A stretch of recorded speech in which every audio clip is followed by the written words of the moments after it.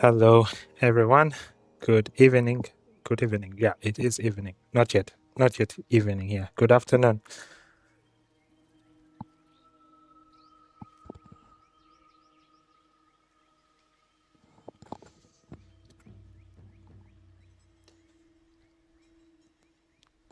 I hope you are doing well.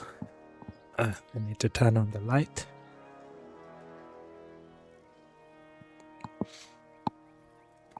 Excuse me. It is a bright sunny day in Hamburg.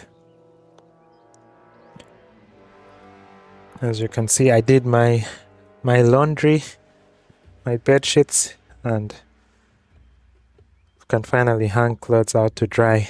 The winter is slowly going. It's still a bit cold, but not warm enough to dry clothes outside the house. Arudem Gaming LFG, indeed.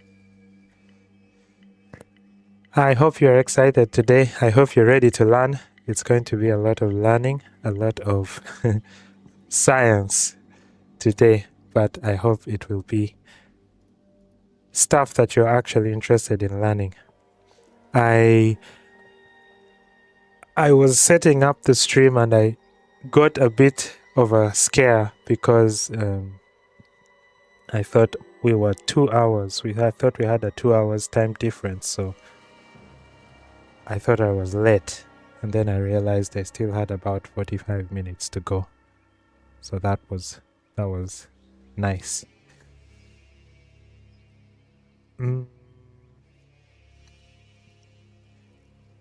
We have 6 people in the stream. Welcome to the stream. I have a lot to show today. I do not have a laid out structure of how I'm going to show this. Thank you very much. I was about to ask if it's too loud because when I look at my OBS here, I am in the red zone. But if you say it sounds great, that's excellent. Let me see if I can reduce it a bit more. Yeah. I particularly got this mic because I did not like these. You've seen these microphones, the usual microphone stand with a mic in your face and talking. I didn't like that because it took up a bit of my desk space, and my desk is not that big, so I tried to maximize the desk space. And so this was the solution I got. I was on on the internet, like broadcaster microphones and everything, and it kept showing me expensive microphones. I was like, yeah, fine, this is too much. I am not trying to get those football quality commentator headsets. And somehow I landed on this. This is Audio Technica. I can type the brand and I think the exact model. Audio Technica. Wait, is it? Yes. Audio Technica BPHS1. There is also a BPHS2, but after listening to audio comparisons on YouTube, I just thought, yeah, I'm not going to pay more for the newer model when the older one sounds really good, and it was about 100 euros cheaper. So this was just like, I think 190, maybe less, and it's also a relatively old microphone, but I think it's also the very same microphone Angry Joe uses. So I was happy to see that even the big YouTubers are using this. Angry Joe, or what's his name, Young Yeah, uses something similar. So with this, I have 2 birds with 1 stone. A really good microphone. You can see how sturdy it is. So a very nice broadcast quality microphone and headsets. I had to replace the muffs because the original ones had a plastic lining which was suffocating my ears. So every time I would use it, it would get really hot in there. The aeration was terrible. So that's the only thing I can say. Maybe if you consider getting these, immediately get softer cushioned headsets so that you do not burn your ears.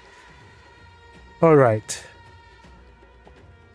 Like I said, it's going to be a very all over the place stream because I did not really have enough time for myself to practice.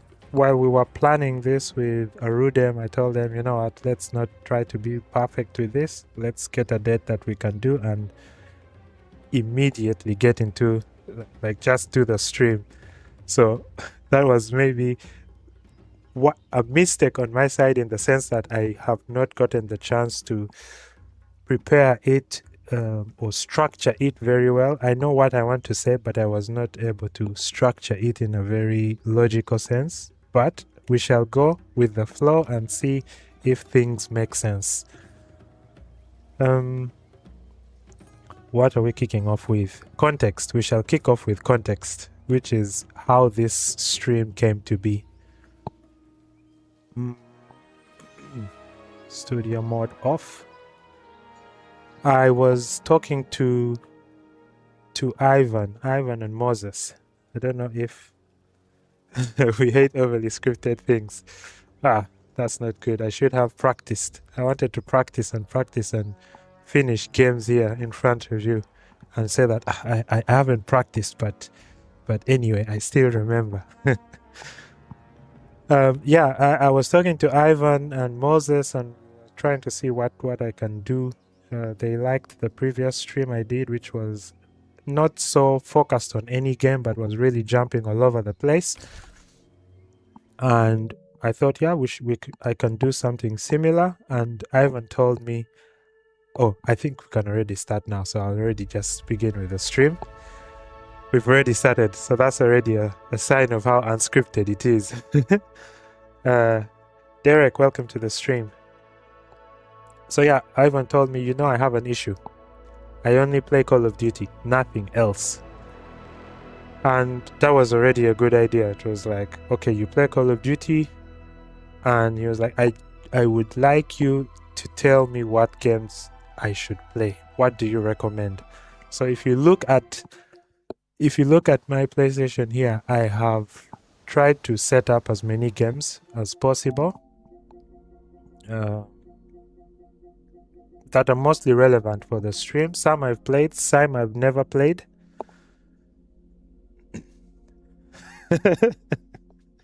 Yes, I can imagine. It's going to be tough for him to not go back to Call of Duty. He is going to have to, someone has to help me, like make a challenge, like take away everything that has Call of Duty on it. If it's mobile phones, take the mobile phones away from him. Take everything and just leave him with a console that has one game installed on it. And even deactivate, like turn off the internet so that he cannot download anything. And then leave him there in a room for like 3 days. Nothing else. Just that game. So I've downloaded a few games here, which I will, some are relevant to, I think most of them are relevant to the stream. We will definitely not go through all of them, but we will go through many of them. Some are there to prove why he cannot get off Call of Duty, or if you manage to get him off Call of Duty, why he will still not make the switch after that. And some are there to prove why, even when it looks like he will not like the game, he will actually like it. I also prepared Nintendo Switch games as well. Again, some just happen to be there because I was playing them. Some are relevant for today's stream. But we shall go through them and see. So we shall keep jumping between Nintendo Switch and PlayStation. The graphics seems to be overlapping. How do you mean that?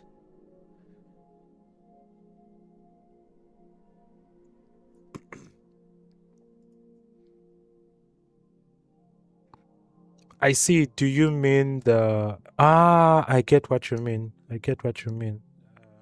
Cam link. I will remove this from here because I think I had put it here as well. Okay. Yeah, I get it now. Thank you. And then the final part of the stream that's going to be very important to... Sword of the Sea. What? I need to... Am I reading well? He showed interest in Sword of the Sea. Sword of the Sea. Wait, I need to be sure I'm getting surprised about the same game. Sword of the Sea.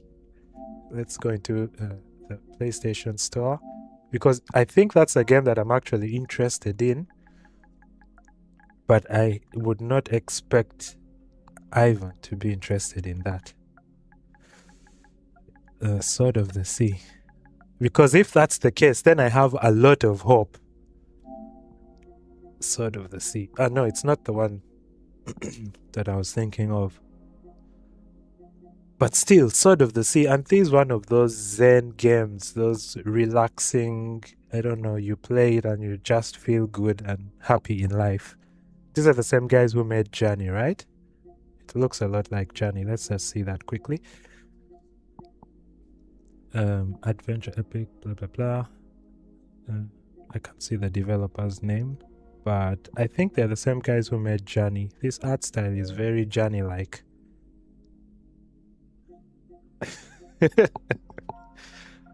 Let's see, real quick. Journey. I think they are the same people. That's why it's still surprising that he liked it. Yeah, it is the same art style. Yeah, these are the same guys, so I'm a bit shocked. I think he must have been whooped in Call of Duty, and then he came to play this Sword of the Sea or Journey, whatever, and it relaxed him so much that he actually felt like, yeah, this is a good change of pace, change of atmosphere. But I was about to mention the final part of the stream is going to be this. I want to take you through the logic of why some games are going to make sense and why some games will not make sense. But like I said, I am going to bring games that are just so random, but maybe they'll make sense to him and his Call of Duty brain. The context again was that he wanted me to recommend games that he likes. Now I have to give some ground rules.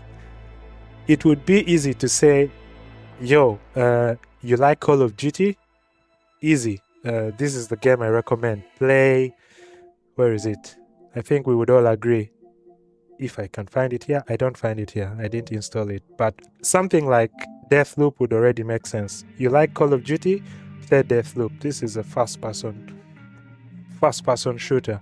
You like Call of Duty? Play Doom. Doom, I think, is immediately an obvious recommendation. I think it's something he would like.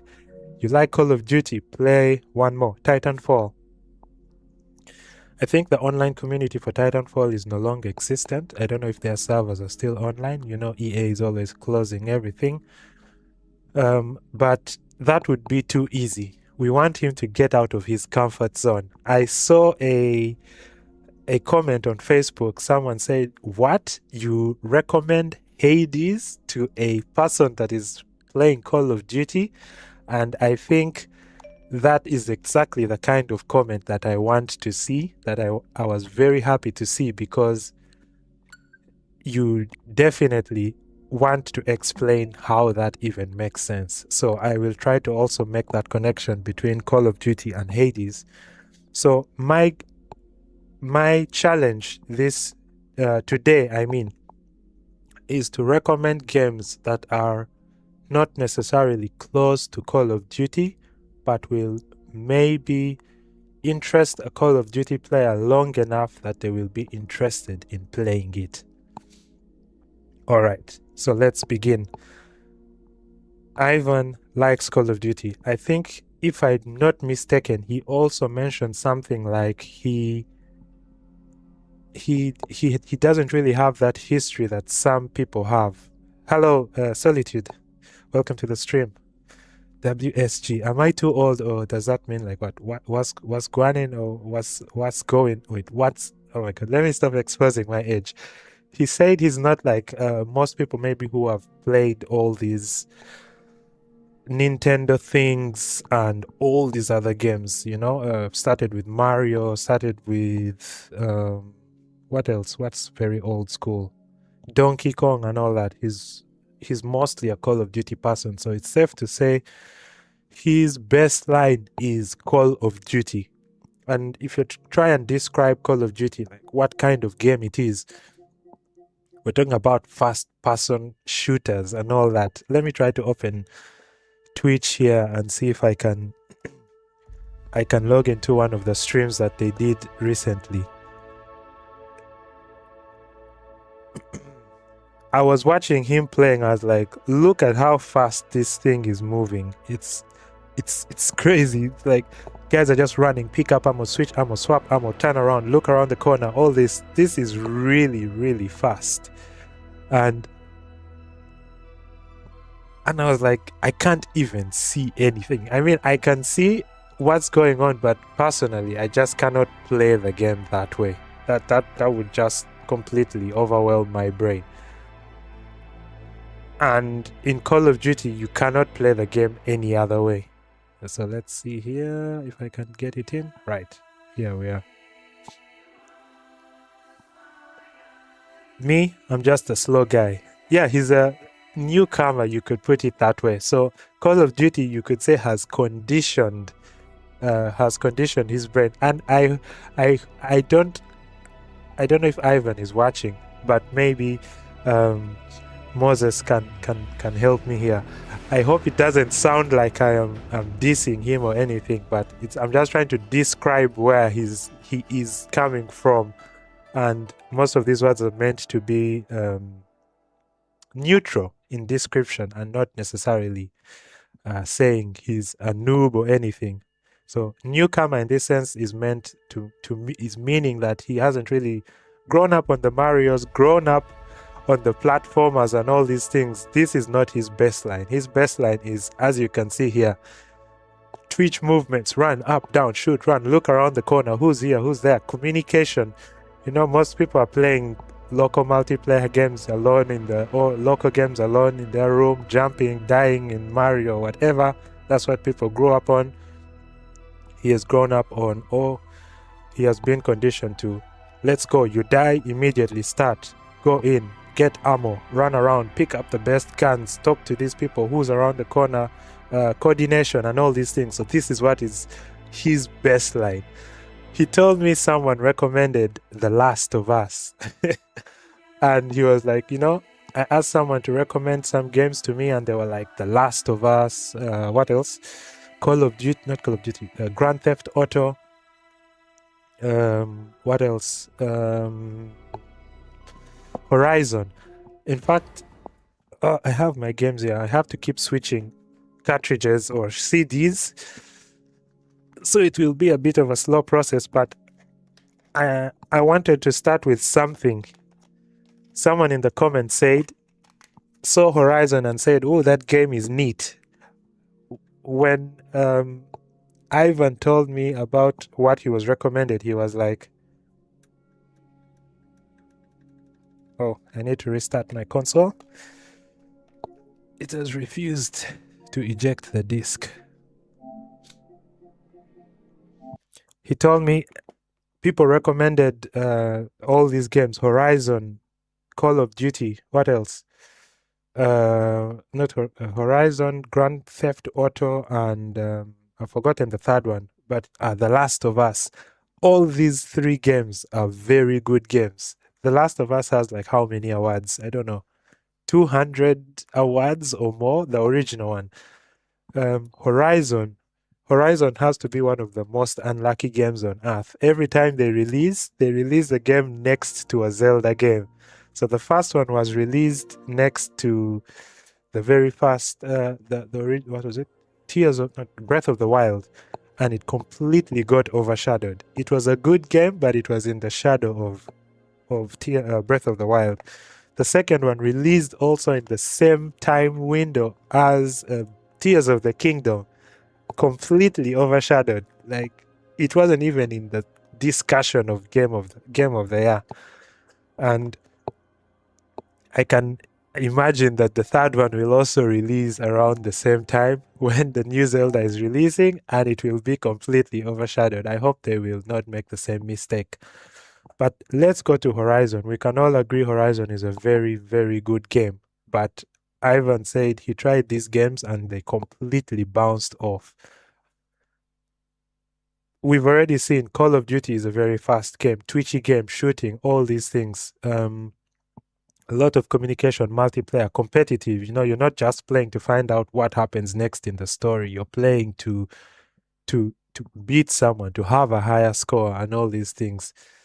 Just a moment. What are your thoughts on Control, though, when recommended to a COD player?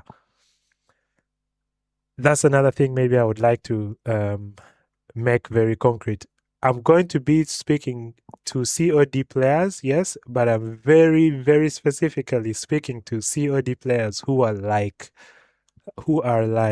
Ivan, who are very wired to play Call of Duty, whose idea of a game is it has to be moving at that speed of Call of Duty. It has to be, I don't know, the same features, communication and everything. And if I am to talk about Control in that context, I would not recommend Control to him. Control is a very heavy, story-heavy game, if you've played it. Remedy games usually have stories that are twisting and turning. The thing that is motivating you to turn on the console and play them is what is happening, like an intervention.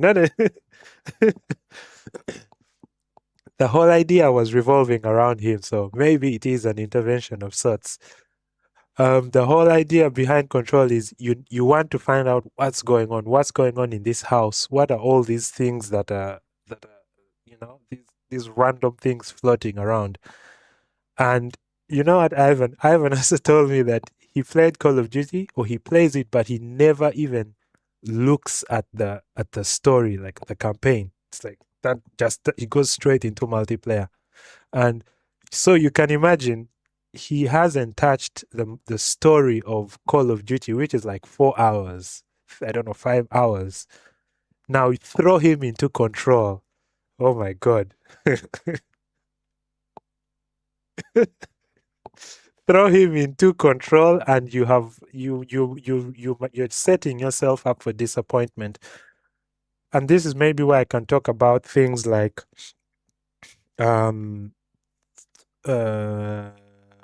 gameplay. When you look at Control, the gameplay, it's shooting and all that stuff. I'm losing focus. I'm now on Horizon. I'm talking about Control. Now I don't know if I should just switch to Control. But let me first maybe make my point here on Horizon. When he was recommended to play Horizon, when someone shows you highlights of Horizon, you're probably seeing all the fights. Again, forgive me for poor gameplay, but I think the last time I played Horizon was in the year it released. After that, I moved on. And I can see very high-powered enemies here. Look at that. That's that Cobra robot there. I'm not going to waste time going there. I'll just die.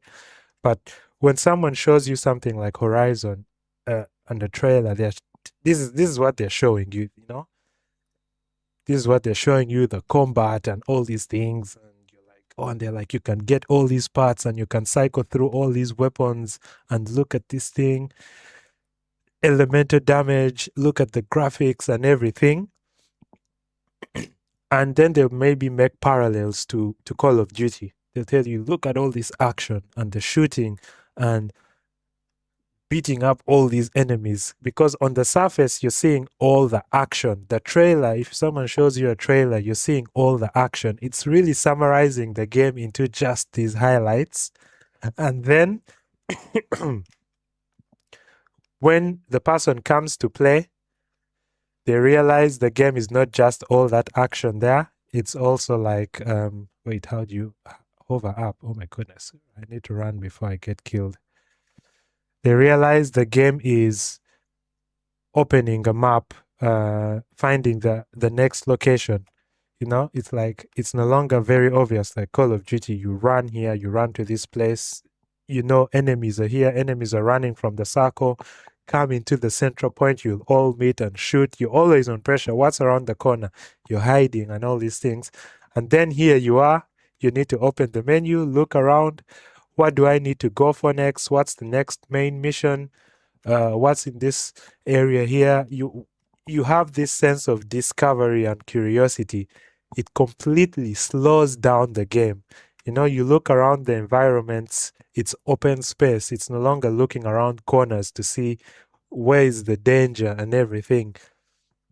And it requires a completely different approach. Thanks for installing Burning Shores. I haven't yet played Burning Shores, by the way. Let me just show you something here. I tried to platinum the game. If you see the stories, yeah, I tried to platinum the game. I think I don't know how many trophies I have left. Maybe one. Yeah, I think it's two trophies. Yeah, 2 trophies to platinum the game. But at some point, I think I was in my content creator phase and I was just trying to speed run games and move on to the next one. I failed to get those 2 trophies and I just moved on. So something like this completely really slows down the game. And then you'll find that, yeah, okay, how do you even convince this person to play the game when they have to run around like this? And so it, for me, didn't surprise me when he said he bounced off of something like Horizon, because the person who probably recommended it was thinking about all the huge robots they're fighting, all the parts they're gathering and shooting, the arrows, the weapon variety like this, the story at its highest peaks when you're finding out exactly what happened to the world. But then they left out all of this, you know? And when someone, any really diehard Call of Duty player maybe comes to this and they're like, what am I doing? Oh, I'm gathering resources. I'm picking up stuff here, which I then have to craft to make health potions or whatever. And then maybe I have to kill this to craft also and make a pouch or whatever to increase my capacity. They're going to be like, yo, what is all this? I just want to shoot things. And before you know it, you've lost the guy, because all these skill trees, inventory management, but all you were actually marketing the game on was the highlights, the action. You've lost them. So if you have someone who's really a diehard of Call of Duty, and you know that maybe they are not so open-minded to other things, you're going to lose them completely. And I'm not surprised that this game did not stick at all. Control, I think at its highest peaks, the action points, I think it will be fun for anyone playing Call of Duty. But once you start reaching the points of solving puzzles, for people who have played old school God of War, you might remember like God of War 3, God of War 1 and 2. You might remember every time you play, you reach a point where the action dies down and now you just start playing, trying to solve puzzles. The game slows down completely. And you have to look around the environment. What is this? What is the puzzle? You know, environmental puzzles. Those are things that will completely just kill someone's mind who's like, action, action. Wait, what's next? What do I shoot? This is also a very, very story-heavy game. Where did I stop? I remember I stopped playing this because I reached a point and I was lost, and I was playing it at the same time I was playing Sekiro, and I was moving a lot faster in Sekiro. So I stopped playing this and I moved on to Sekiro, and I played so much of Sekiro that I forgot about where I was here. And then I was like, wait, where was I? What was I doing? Where was I supposed to go? Who was I fighting? I completely lost my train of thought in this game, and I was like, you know what? I'm just going to move on. But this is a game that is really deep with its story, deep with the lore. If you've played it, you know there's a lot of information in even the records. This is the game that really rewards you for reading this stuff. There are not so many games that do that, but if you read this, a lot of things make sense in this game. So you really want to play it patiently. You want to read things. You want to watch the cutscenes, because also a lot of the story unfolds in the cutscenes. A lot of crazy stuff is going on in the cutscenes. But that's the thing. A lot of the game is in everything outside the action. And so you market the game, you tell a Call of Duty guy, yo, this game is sick. You need to play it. The action, the fighting, the combat and everything. And then Next thing they know, they're watching cutscenes, watching stories that don't make sense. The guy is talking about, I don't know, the oldest house and all these things, and the powers are trying to be explained. The hiss. Why is this guy floating? Why am I being attacked by fire extinguishers? And all those things, like I said, they all make sense if you start going deep into the story, going deep into. No, I'm not hating on Control. I'm trying to explain why it would bounce off of someone who you think, wait, Call of Duty shooting, control shooting, Call of Duty explosions, control explosions, everything. And then you tell the guy, here, play it, and then they bounce off of it completely. And they would be right too, because you've marketed half of the game to them, and then they come and they find themselves watching cutscenes, reading notebooks, and everything to find out what exactly is going on. Listening to this, what's her name again? I've forgotten her name. But yeah, listening to her with her internal monologues, like whether she's going crazy or not. And before you know it, they're like, I just want to shoot stuff. I don't want to know what's going on in here. I don't know why this guy is floating. I don't know why fire extinguishers are flying all over the place, why tables are floating. I just want to shoot things. And yeah. So he's in the same house as COD Gamer. Yeah. So I also would not recommend Control at all. But I just want now to move on to something very quickly here, which is a bit of the science behind a lot of these things.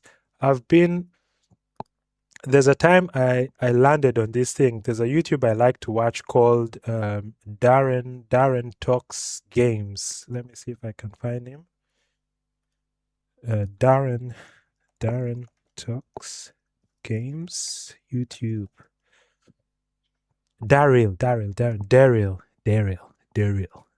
Forgive my accent. I don't have an accent, so forgive whatever it is. But you can see his videos. He talks about games, but like from a psychological perspective, personality, and everything. I think for me, he's one of my favorite YouTubers because this is how I like to approach games, or generally how I like to approach things in life. Things I hate, I approach them more if I try to understand them. So sometimes you have a thing that you hate and you're like, I just don't like this thing. I don't want to know. I hate it. If I don't like something, I like to know, why do I hate this thing? So there are games I really hate and there are games I like. And for me, the question was like, why do I hate these things? Even in things like politics, there are things I really hate. And I like to approach it that way. Why do I hate these things? And that kind of took me into that whole, what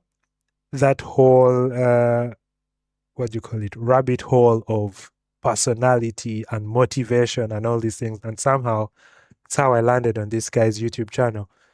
I would very highly recommend it if you're into that whole deep dive in the psychology of things around gaming, anime, and entertainment in general. It's a very, very interesting YouTube channel. But this is what I am going to try to use to explain why certain games work and certain games don't work for someone who is, let's say, into, again, Call of Duty. I have used Ivan as our case study because he proved to be a very interesting one, but I can assure you he's not the only one. I will use myself as the control experiment of someone who is the opposite, who maybe has a longer history with games, who has played more traditional games and is maybe a little bit more spread out when it comes to their interest in games. So let me just see through the comments. There are some things being talked about here. Yeah, weren't you the one interested in beginning? Who is this person? Moses, right? Are you? Yeah, okay. Moses, yeah, yes, I've been on the interest. However, it's not that I plan to pursue like I want crack. Who's the Apex fan here? I don't know. Apex fans, what's so different between Call of Duty and Apex Legends? Because, I mean, I know movement shooter and all that, But besides the movement, I don't know, is if you gave up one and played another. Ah, wait, the heroes as well. The heroes, they have different abilities. Okay, I think I now know it. Hero shooter, and the other one is just like a plain shooter thing. Yeah. Yeah, Ace the Gamer, it's very, very healthy to rotate around games. Sometimes people play a game. Think of it like this. You play GTA, then you play Cyberpunk, then you play, let's even say you play The Witcher, then you play Watch Dogs. I think actually by the time you play GTA, then you play Watch Dogs, by the time you reach Cyberpunk, you will not even want to look at another open world game again. It's like you will burn yourself out so much on just open world free to roam games. So it's always good to switch. What I usually do is alternate. Like I will play, say, let's say Sekiro, then I will switch to something like Mario Kart, then I will go back to maybe Hollow Knight, then I'll switch to Donkey Kong. I usually keep going like that so that it feels fresh. Otherwise, you might start hating video games at some point. So yeah, currently I'm running Ori. I've never played Ori, surprisingly. I know it is considered one of the greatest Metroidvanias 2D games, which I'm going to get to. But Ori specifically, I've never played it. I started it, but I started it right after playing Hollow Knight, and I was like, nah, I'm not doing this again. And I moved on to something else. Yeah. But yes, gamer motivation. This is some scientific study thing that some guys, they're called Quantic Foundry, not to be mistaken with Digital Foundry. They've studied motivations, why gamers play the games that they do. And I think we are going to mostly revolve around this area here. And I'm not going to go too deep into it because I don't want the stream to get too scientific. So I'm just going to show you guys this part of their study because it's what we are going to keep coming back to. So when someone tells a Call of Duty player, first-person shooter player, you play Call of Duty, I recommend GTA. Oh, just a second. I think I also downloaded GTA. Do I have GTA? Let me check. Did I? I don't think I did.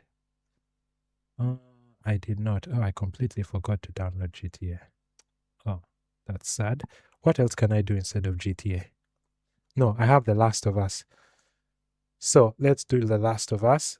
When someone tells a GTA player or a Last of Us player, Call of Duty player, first-person shooter player, let's play, I recommend GTA, I recommend The Last of Us, I recommend Horizon. Like I said, they're looking at the surface and they maybe make those surface comparisons and they say, Call of Duty shooting, Last of Us shooting, Call of Duty brutal, I don't know, explosions, everything. Last of Us explosions, maybe sometimes with Molotov cocktails and things like that. Action, Horizon, action.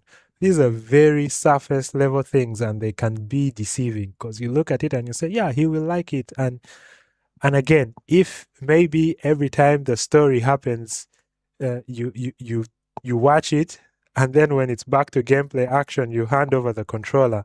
Maybe in that context, the person will like the game. But realistically speaking, that's not exactly how they play the game.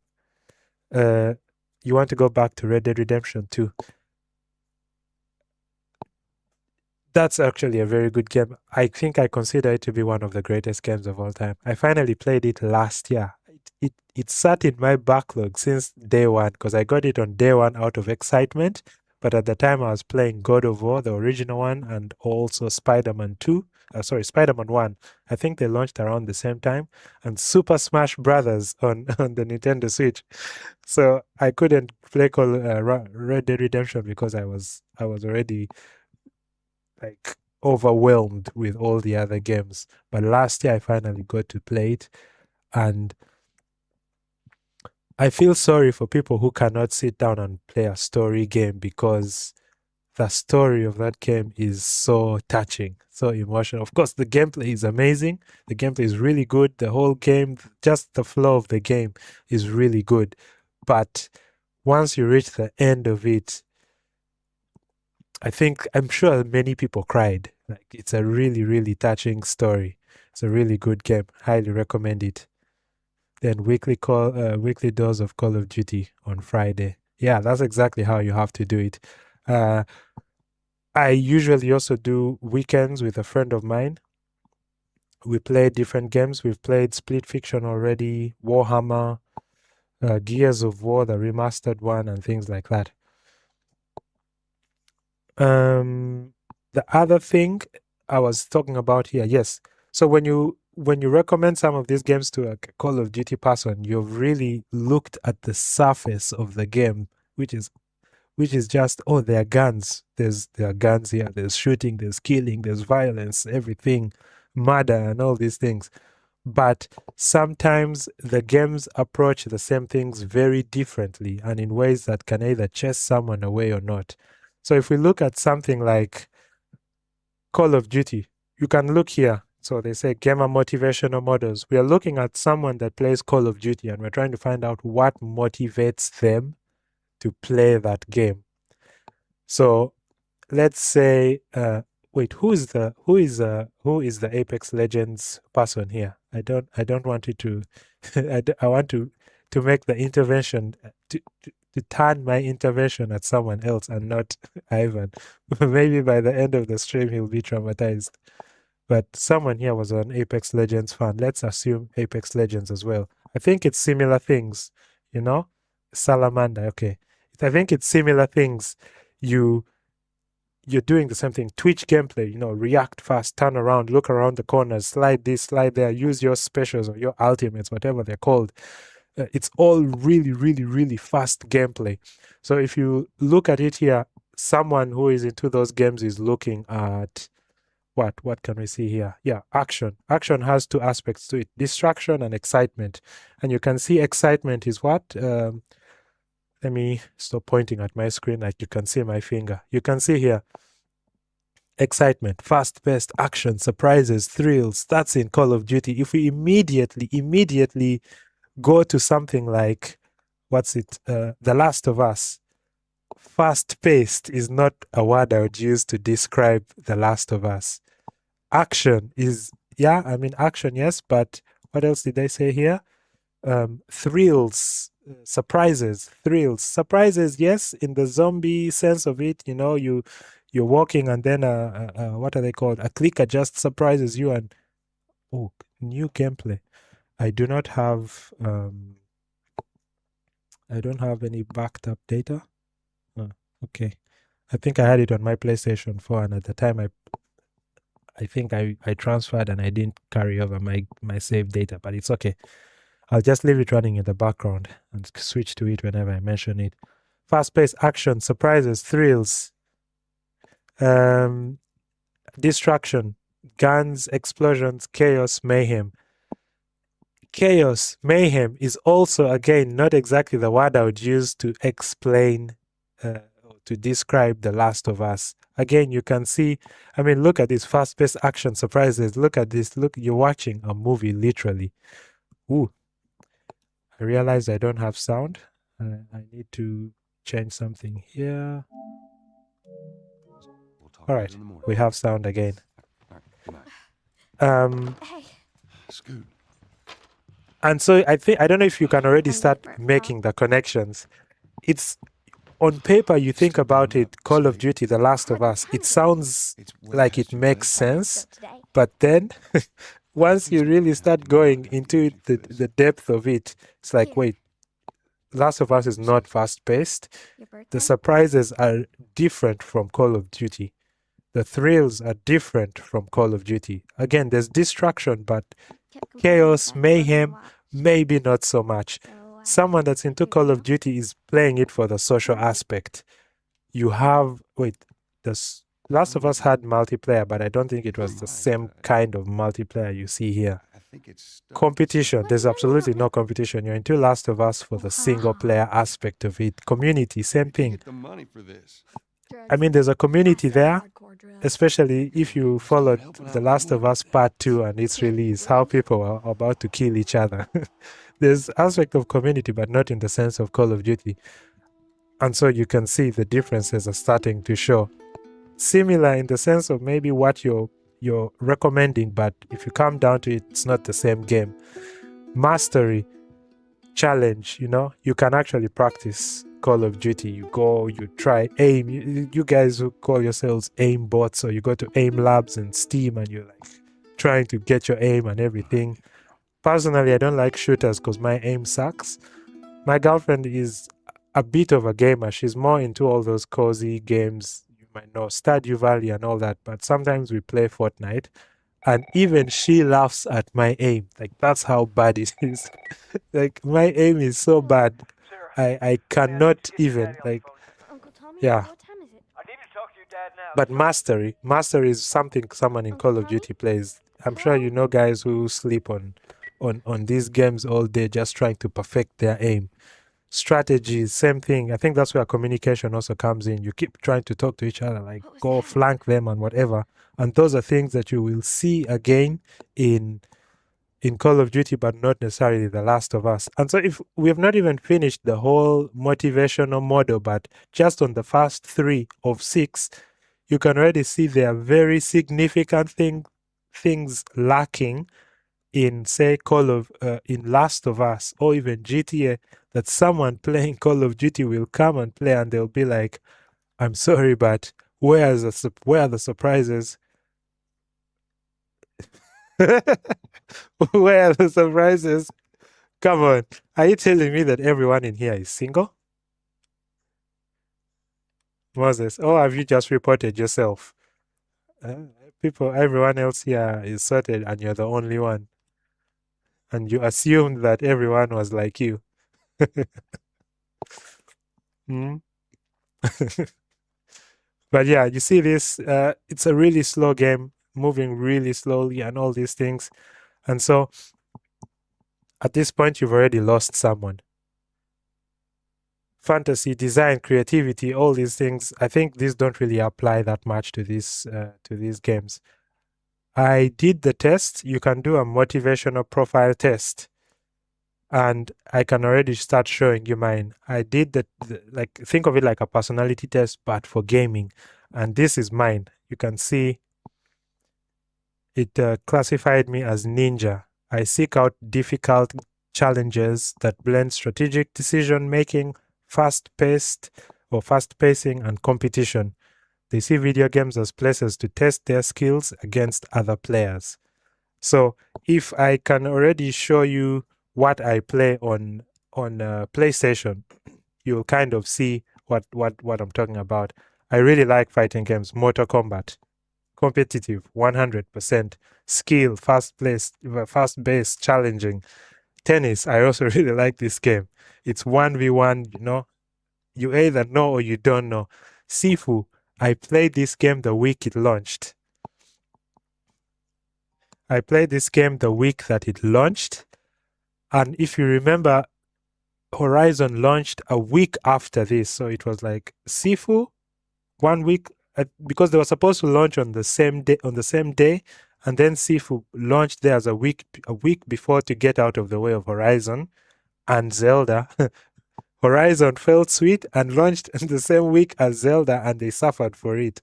So anyway, I played this game a week before Horizon launched, and I was like, I have to finish this game before Horizon launches, because once Horizon comes out, I will not have time to come back to Sifu.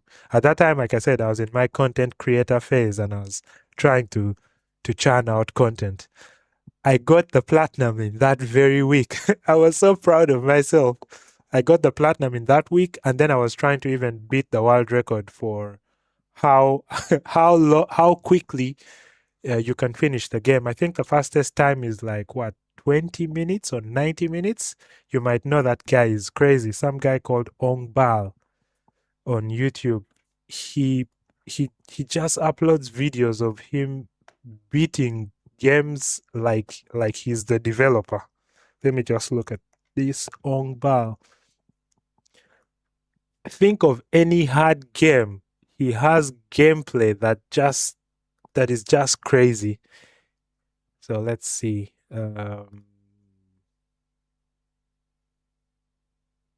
Everything is there. From I watched him playing Black Myth Wukong and my jaw dropped. There are bosses I struggled with in Black Myth Wukong. Of course, I'm sure in the background he's training and perfecting everything, and he's getting really good and learning the patterns and everything. But the point is, it's still crazy to see someone master a game so deeply that he's trivializing like final bosses and everything like that. So yeah, I also recommend this guy's channel as well, Ongbal. If you just want to see someone playing a game like he made it, this is the guy to watch, Ongbal. So I've recommended 2 YouTube channels already. Daryl Talks Gaming for the more academic aspect of gaming, and then this guy for just the skill-based angle of gaming. He will really show you that you don't know how to play video games. So yeah, my approach to games is usually just skill-based and everything like this. What else do I see here? Competition, strategic decision making. I also like games that are turn-based. So think of Fire Emblem. What else? Mario Rabbids. This game, I played this game and I loved it a lot. Strategy. If you played Overcooked, there's a lot of strategy behind that. You have to communicate a lot with the person you're playing. You can see the Street Fighter skill. Bayonetta is requires a lot of skill. Devil May Cry as well. Competitive skill. Absolum as well. So my profile, I feel like I did this personality test thing for gaming, and it really represent. I answered the questions accurately enough to represent myself. So you can see action, social, mastery, achievement. I hate things like immersion. So if you give me games like Sims, I'm completely out. I cannot play Sims. Dishonored. Dishonored on paper sounds like a very good game. I don't know if you know it, but I liked what I was seeing when I watched the trailer. It's the same thing for this game. You've probably heard of it, Deathloop. It's by the same guys who made Dishonored. I played this game for like, let me see, I don't know how many hours I played it, but I was so excited to play it. And I played it, let's say for, let me not guess, let me get the exact hours I played it for.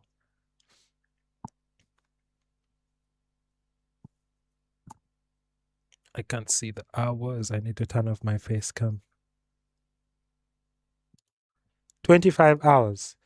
And that was the point I gave up. It was at that point where when I realized I'm just doing the same thing on and on again. This is also a first-person shooter. It's probably a game you might be tempted to recommend to a... You might be tempted to to recommend to a first-person gamer, but the problem with it is, like I said, you are doing the same thing on and again. Someone in here has played Dead Cells or Hades, right? You might be tempted to think that it's the same thing because Hades, Dead Cells, it's also kind of the same thing. You play, you die, you start again. You play, you die, you start again. And this is the same thing. Deathloop. You play, you die, you play, you die, you start again. The difference here is that you're trying to break the loop. What movies are those? There's that movie from Tom Cruise. I forgot it. Every day, except you, and sometimes me. I don't get it. Edge of Tomorrow, or Groundhog Day. One of these movies. In this game, it's the same thing. You restart, you die, you play again, you just keep playing. The problem is everything is exactly as it was the previous time you play. Tomorrow, Edge of Tomorrow. Okay, now, yeah, I mean, exactly, Edge of Tomorrow. So every time you play, it's exactly the same thing. That guy or those three guys are in exactly the same position. There's something here. That announcement is exactly the same. And this wouldn't be a problem. It is a problem. In a movie, it's not a problem because the movie is like, what, 2 hours? The problem with this is that you know exactly where all the weapons are. As you play, you start knowing the game in and out. You know where the weapons are, you know where the bad guys are, you know exactly how to go at them, you know where everyone is standing, when they move and everything. 25 hours of doing that exact same thing all the time it really gets boring. So the point of the game is that you want to... There are these guys who you have to assassinate, but to close the loop, you have to assassinate all of them in one run. And in order to actually be able to do that, you have to kill them in a very specific order. So as you play the game, it's like try and error. Again, like Edge of Tomorrow. You keep dying, you come back, you try again. You die, you come back, you try again. There's a reason why in the movies they like, what do you call this? They do like a montage of the person dying until they reach the point where they show, oh, the person has figured something out, and then they have the solution, because you don't want to see the person's failed attempts for like 100 times. But this game is literally you doing those attempts, no montage, until you figure out the pattern in which you're supposed to kill all those visionaries, I think that was their name. And then, I don't know, at the 50th or 100th run, you know the entire level, top to bottom, and exactly how you're supposed to kill everyone, that you have gotten bored before you even finish the game. And that was my problem. I knew everything, like where everyone was. I was just trying to find out where everyone is, or the order in which I was supposed to kill those guys. And it just bored me in the end, and I moved on from it. I was like, I can't do this again. This has just gotten too boring for me now. Where it gets different, different from something like Hades 2, is that this is where I think it's really going to be interesting, because if we're now talking about games that I would recommend to someone playing Call of Duty, I would very highly recommend Hades 2, or Hades generally. Again, I say it, someone in the comments in the Facebook post said, how are you recommending Hades to somebody that plays Call of Duty? This what's it called? This game that I've just been showing you, Deathloop, I think is too repetitive that someone is going to get bored, because the whole element of surprise is just going to disappear completely. It's going to be like, I know who's around the corner, I know where all the good guns are, I know how many bad guys are there and where they are. This is boring, it's not fun anymore, I'm not challenged, right? And that's where these games come in. It's a similar thing. You are dying and starting again, but things are changing. Let's see, can I undo night? Yes. Undo night. Alright, so this Hades is a part of a genre called roguelikes. Roguelikes, that means what? You start... I don't know, someone said they played Dead Cells. Dead Cells is also a roguelike, but let me just give you a bit of a history of what roguelikes are. Roguelikes, genau, Oh my goodness, I keep saying genau. Genau means exactly in German. My brain is is thinking in German. Roguelikes are games where you start with nothing, right? You start with nothing, but as you progress, you keep powering up. You find items or things like this, and you keep powering up. Hades is for me one of the best roguelikes out there. Returnal is a roguelike. I am very much looking forward to Saros. That's the next game after Returnal. I would definitely also recommend those games to Call of Duty players. Maybe I can already first explain why.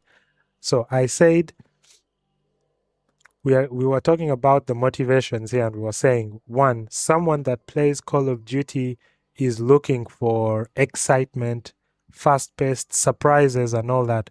With roguelikes, when you die, you lose everything. I think that already kind of puts you on pressure, because sometimes you start a run and you find really, really good equipment, like really good items, and you don't want to lose that stuff. So the fear of losing all that good stuff that you have is already putting you in that sense of excitement or pressure or tension.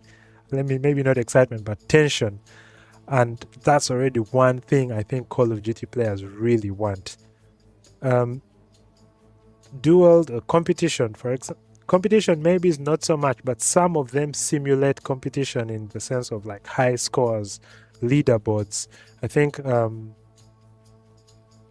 Absolum has something like that, so you can have leaderboards there and you can always compare. There's always a website out there where people upload their high scores, or even YouTube videos. People are always showing their high scores and trying to show what it is that or how good they are. So that's something also that I think Call of Duty people would very much love. Challenge. The boss fights in such games are really tough. Really tough. And while you don't really have strong real-life opponents on the other side of the screen, you definitely have very challenging opponents or very challenging bosses and situations going on in these games. So I also think that's something a Call of Duty player would like. Strategy as well.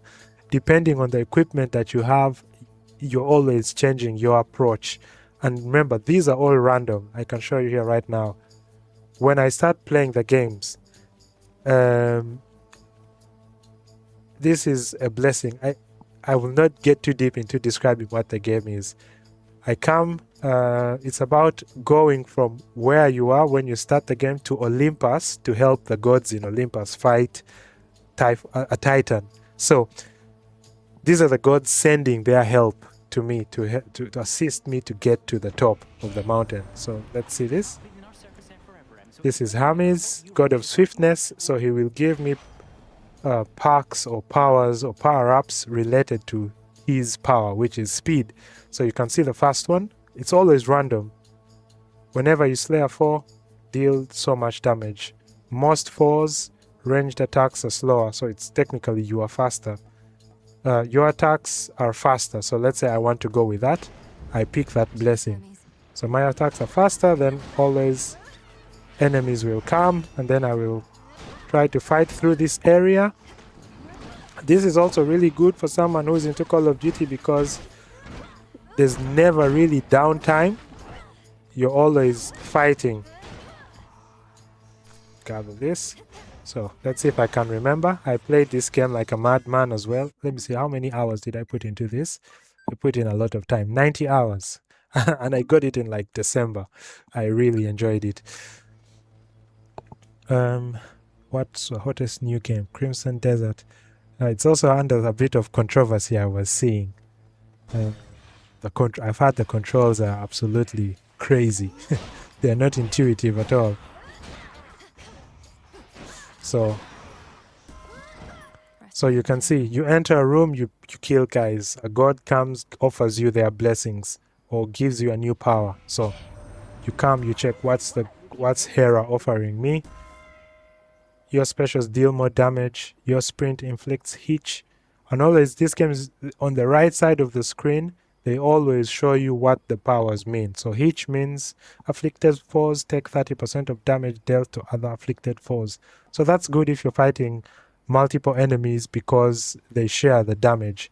So that already that would require excuse me, that would require you to think about your next approach, how exactly you want to approach or to strategize. So do you want to split your damage across enemies, which will be good against aggro, but against bosses it does nothing because usually you're fighting the boss themselves, or just go for damage? Your specials deal more damage, and I think that's good because then you start thinking in the long term, like, how will this help me when I reach the final boss? Not that, oh, do I want a power that will help me reach the final boss? And then I'll find something along the way that will help me fight the final boss. And in the end, these things are always random. So what you get now is not necessarily the same thing you're going to get in the next run when you die. So that's why I was saying sometimes your run is so good, like the stars align and everything is perfect. You're just getting all the good stuff and then it's like, oh my god, I don't want to die because I'm going to lose this good stuff, and I can't be sure that I'm going to get that same good stuff, that high tier stuff, those high tier blessings like I have done in this run. I don't know if you're already seeing the difference. In Deathloop, it's like I know where all the guns are, I know where all the bad guys are, and that excitement just goes away. It's like you're starting again, like, oh my god, I died, now I have to do everything again. Oh my god, I died, now I have to do everything again. And that is the problem with Deathloop. As a movie, Edge of Tomorrow, Groundhog Day, it makes sense. As a game, it got boring too quickly or something like that. And here, they keep you guessing. It's like, I've died, yes, I'm going to go through this whole section again, but I'm going to have different powers. I'm going to maybe the enemies are going to be a bit different. There'll be more enemies, less enemies, a little bit more powerful enemies, a different mix of enemies, different placement of the enemies. So the locations are the same, but the fundamental parts of what make the game fun are always changing. And so I think that would definitely appeal more to a Call of Duty brain than, for example, this, because this, like I said, is going to get repetitive real quick and then boring. This, on the other hand, is going to really touch all those parts of that brain, like I was saying, the challenge, the competition, the strategy, the excitement, the distraction. All these are going to be touched a little bit better than something like Deathloop, something like GTA, where you're going to have to either watch cutscenes, drive to your next location, and all these things. Here, it's like next room, straight to the action. Next room, straight to the action. So here, I can choose which door I want to go to. Here, I know that if I defeat all the enemies, I'm getting Zeus's blessing. So I want Zeus's blessing because of that lightning. It's really good.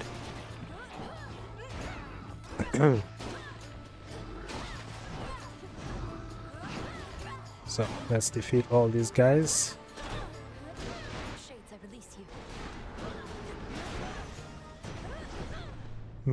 So I talked to Zeus. And the voice acting in this game is also really good, by the way. So it says your attacks deal blitz, your casts cause lightning bolts to repeatedly strike. So I'm going to choose this one, and then you see something really cool. What a cast. This is a cast, like this. So any enemy within this circle will be electrocuted or will be struck by lightning multiple times. So I can move here. This is Hephaestus' armor. It powers up my weapons. I would like that. Enemies in yellow have armor on them. So look at this. You see that? So that was Zeus's blessing. I personally really like Zeus's blessing because if you're fighting especially strong enemies, you can always run away. Your strategy can be do that and just run away and let the lightning deal some damage. Of course, against bosses, this is not a very effective way to fight because it does little damage. But against such small, weak enemies, it does damage. And that's where the game starts becoming fun, once you start optimizing your damage. Because you can imagine, you have, if you remember, I have that blessing from Hera, which was my specials do more damage. So you put someone inside that lightning bolt, then you're attacking them, then you're also dealing more damage. By the time you reach at a... more gameplay sound. Okay, I thought it would be a bit too loud, but I can do that. Okay, so by the time you reach further points of the game, you will have so much passive damage. It's like you're hitting guys, you're not even hitting guys, but they are losing so much life just from all your passive blessings from the gods. And that brings me back to here. By the time you reach far, you are at what? Your destruction, your craving for destruction is absolutely being met. Achievement here, power. Like I said, you're doing so much damage. You have a powerful character, and I think this is also something Call of Duty people are looking for. They're looking for powerful builds or loadouts or things like this. And so if you already see where we're going, is the volume good enough? I've increased it quite a bit right now. Let me know. But yeah, by the time you if you look at like again a Call of Duty brain and this, if you notice where I'm going with this, we are not now trying to look at games that look similar, you know. We are shooting in Call of Duty, we are shooting in Apex Legends, so maybe GTA is a good recommendation, or The Last of Us is a good recommendation, or Doom is a good recommendation. We are looking at something completely different, which is this is the motivation that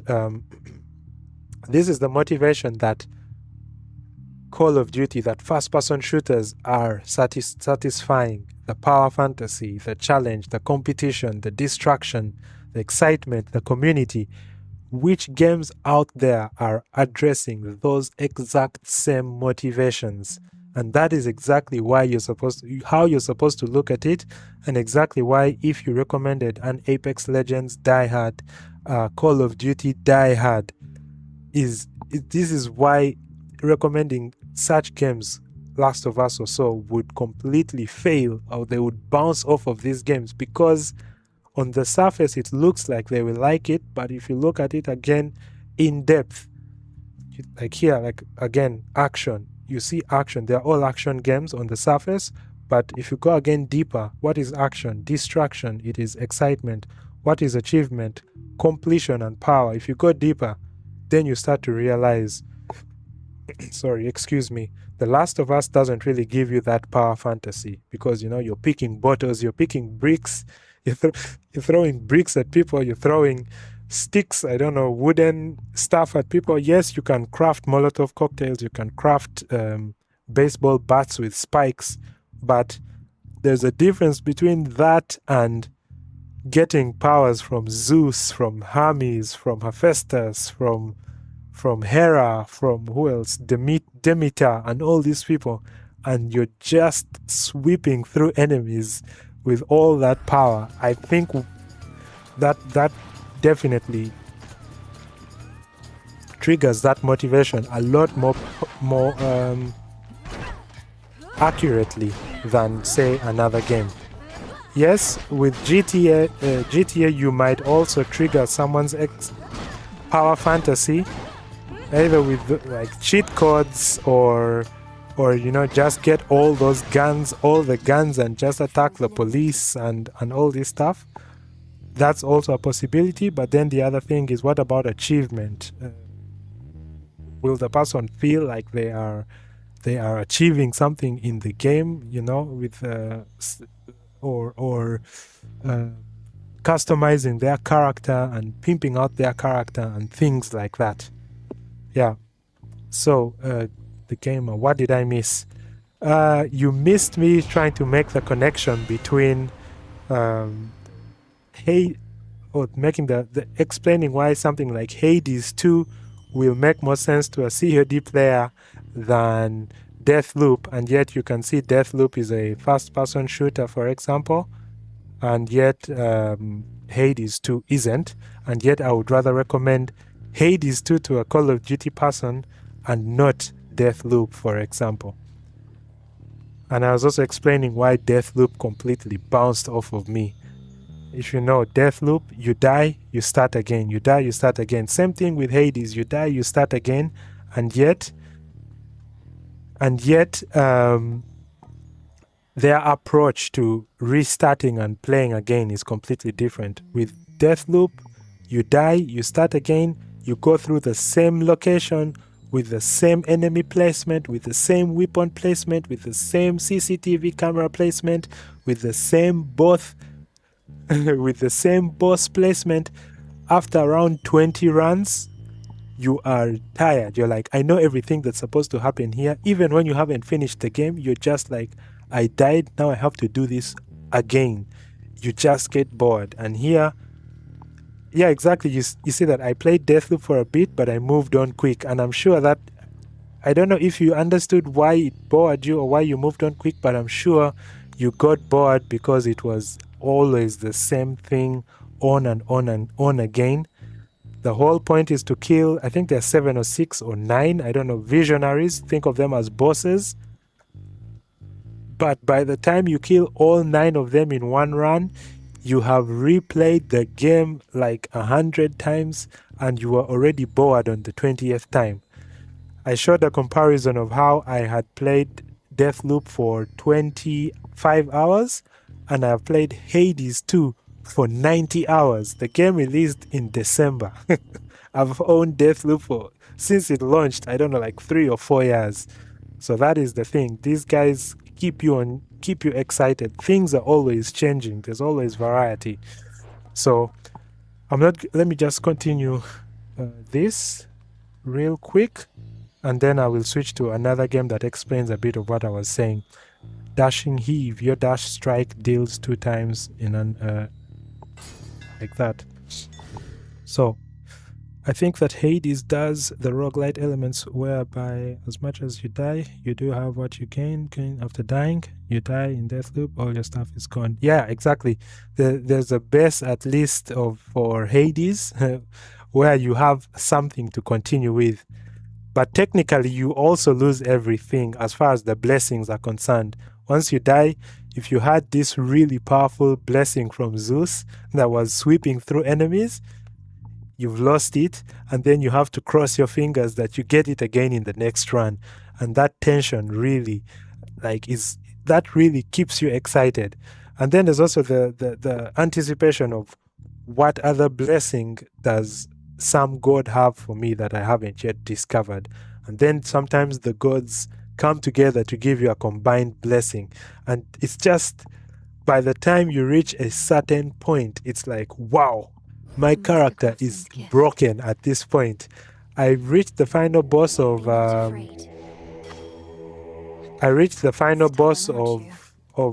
what game was it? Of Hades 2 at when I was really playing it, and I literally melted his life because my build was so strong.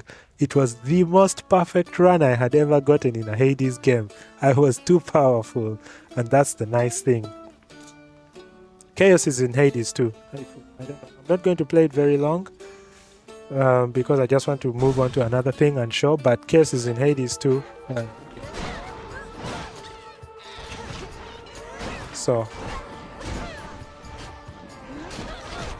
And yeah, in Hades too, if you know, you're no longer using Zagreus, you're using Melinoe, his sister. And yeah.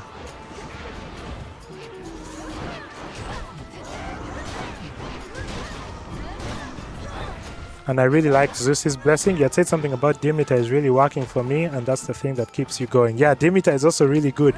If you have Demeter, then you can freeze your enemies in place or slow them down, and then you deal real nice damage. So yeah, I really like the game. I'm about to die and I'm about to explain, I think. No, I'm not about to die. So yeah, I'm about to die. But yeah, Poseidon, I don't really like Poseidon's blessings. I find them a bit boring. But He has a particular one that I like where he allows you to get, he copies a blessing that you get. So if you get like a nice Zeus, not copies, he allows you to pick a second blessing. Or he allows one of the two. So you get a blessing, and then he was like, yeah, get another one. And you get the same blessing again. So if you pick a particularly strong blessing, he gives you that same blessing, but he powers it up to the next level. So if you have like a level 3 blessing, he gives you a level 4 of the same blessing. And before you know it, your character is just broken. So Mose, yeah, if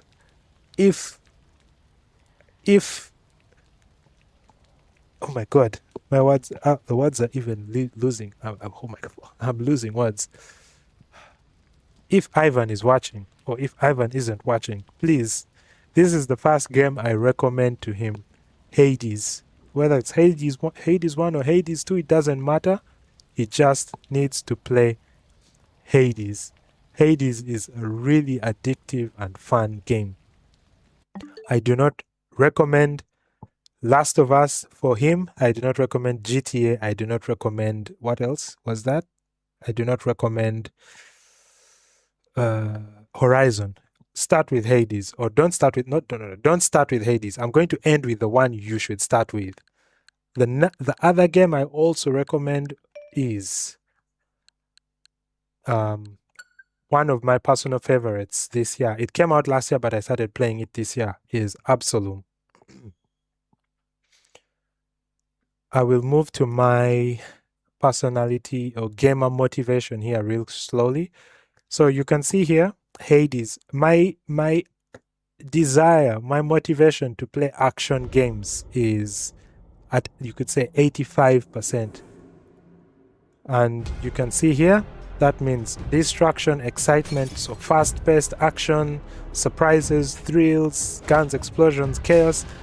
Hades does not necessarily address the guns, explosives thing, but I think a bit of chaos is there. It can be fast-paced depending on how you play it. The action is definitely there, and surprises are also a bit. The thrill, definitely. Like I said, when you're getting powered up by the gods at some point, you will just feel like, I can't wait to get into the next room and destroy, come what may. I'm ready for whatever enemy is brought to me. Social, I'll come to that later. Mastery. Hades is definitely a mastery game. You want to learn how to time your attacks, when to evade. Is there parrying in Hades? There's no parrying in Hades, but there's also strategy. Depending on your build, you have to approach the enemies differently. And I really like strategic aspects of games. So you can see here, mastery, where is it? Mastery, challenge, and strategy. So yeah, deflect from Athena, exactly. You can deflect weapons, and that requires some bit of timing. The knockaway damage from Hades, one that Poseidon's best will come with a bit clutch, though. Yes, depending again on the enemies. If you're fighting those armored enemies and they are aggroing you and you just want to push them back. But generally, I don't like, what's his name? Hades, Poseidon's power-ups, because yeah, they're doing push away damage. If I can come back to myself, I don't like, when I play fighting games, I do not like, I hope you guys don't mind that I keep jumping around from topic to topic, because I keep reacting to what you're saying. So that's why I keep jumping across. But I want to explain something to you. I don't like, when I play fighting games, I don't like zoning characters. I don't mind playing someone who plays a zoning character. It's a challenge. And like I said, I like challenges. You can see again from my motivation profile, I am a big fan of challenges. So you can see mastery, challenge. So if you're somebody that is using a zoning character, I like the challenge. You're probably going to beat me because I'm going to fail to reach you, but I like the challenge and I'll appreciate getting the experience of trying to beat a zoner. Why I struggle against zoners is because I like to play up close and personal characters. I want to be straight in your face. I want to be fighting you right in your face. I want to put you on pressure. I want to make you uncomfortable. I'm now going to go a bit deeper, at a deeper layer. Yeah, exactly, zoners.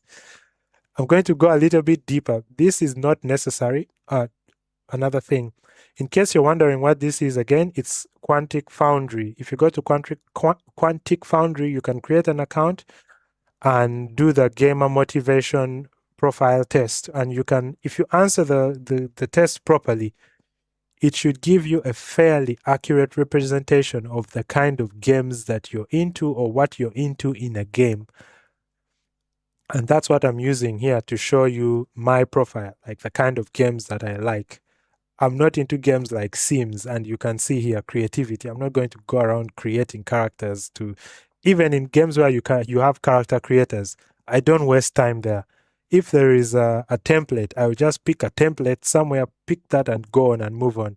Cyberpunk creation, the character creator, I just looked quickly for a template, maybe threw on a black skin color and started playing. That's here, creativity, immersion. I am not into all that.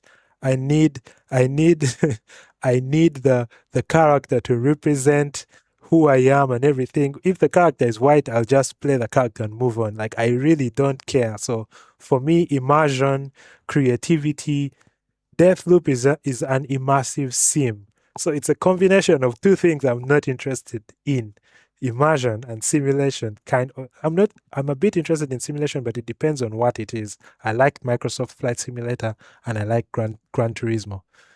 So sometimes this is just interesting to know why you hate what you hate. So I was talking about how I play fighting games. I really like to use characters who are up close and personal. And I came to this point because I was talking about your point, yeah, the gamer, why I hate Poseidon's pushback. His pushback pushes people away from me. And then it's like, that. If you saw I was using an axe, the axe is a close quarters weapon. So that's me. Like, I am very consistent in the games that I play. It's the same approach. I want my opponents right in my face. So I'm going to show you here. I'm playing MK. And hopefully I will repeat. Oh my god, this guy's a demigod. I'm going to get whooped, but you're going to see what I mean. I just want to be straight in front of the person's... Oh shit, my screen keeps disappearing. Oh, yeah. But you can see already this Scorpion player is... Oh crap. He's running away. Like, look at this.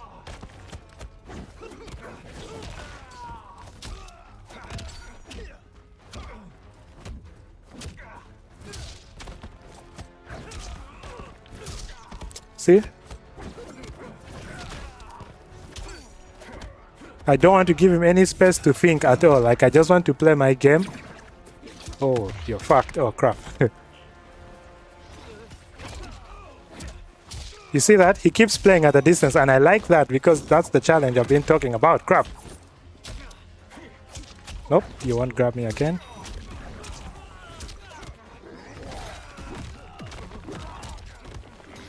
Oh, no. Oh! He's going to teleport. Wait for it. Ah, crap. I knew he was going to teleport. Ah! I knew he was going to teleport, but I pushed a button. But look at that. I am right in his face. I do not have that. Not again. Ah, my screen keeps blacking out every time the frame rate drops or changes.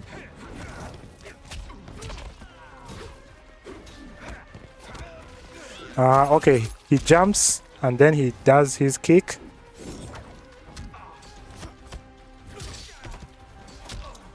Nope. Ah, that's a 50-50. It's very hard to tell.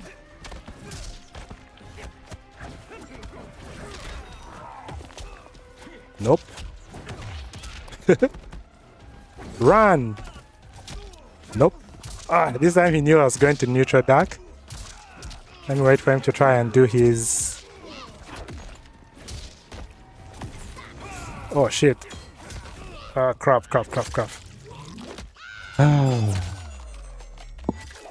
He got me. I should have known that he was going to wake up special, because he's the kind of guy to do that. But you get my point. I am all about being right in my opponent's face. So every game, MK11, I was using, what's his name? MK11, I was using Terminator. Injustice 2, I was using Black Canary. You can imagine how I was struggling while playing against Deadpool. Deathstroke. Deadpool? Oh, what's his name? Deadshot. Oh. Nope. Oh.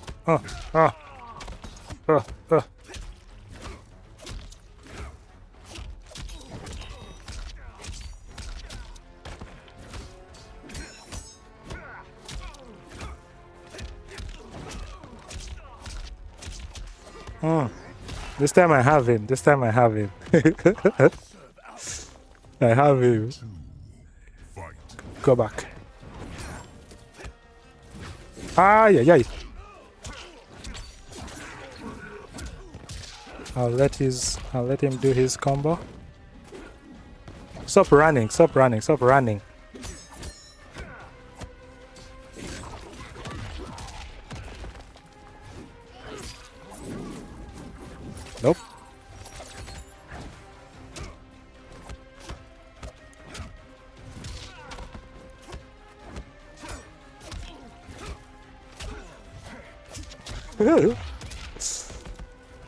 Nope. Nope. I thought he was going to wake up. Grab him.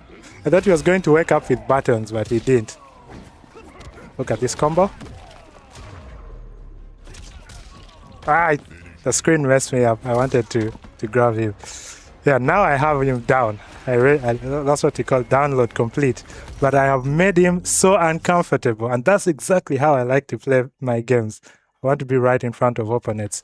When I was playing, the first Call of Duty I ever played was Call of Duty Modern Warfare 2. That was the time I used to play Call of Duty online. Oh crap, I used to play Call of Duty online. And my loadout was a shotgun and a pistol. And I used to just run around the screen shooting people point blank. And I think I was quite good actually. My crap. And I used to run around shooting people.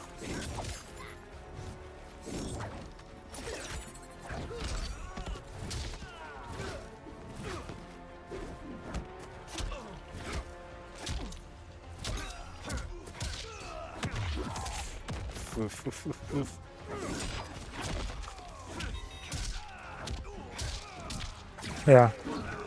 No, it was a normal shotgun, manual, like whatever. What do you call it? Not automatic. It was definitely a normal shotgun.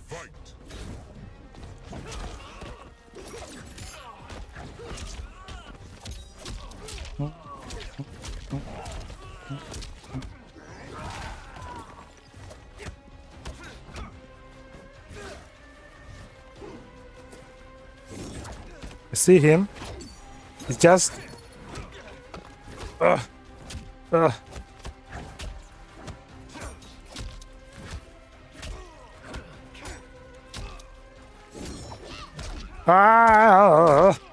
this 50-50 is killing me, I'm telling you.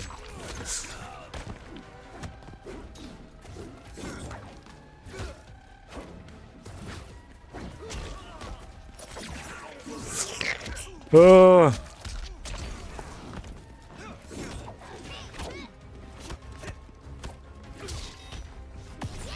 Well, this time I'm not going to fall for it. Nice. All right. Well punished. It was just an ordinary shotgun and a pistol. And thanks to the spread of the shotgun, I did not even have to know how to aim. I would just stand right in front of you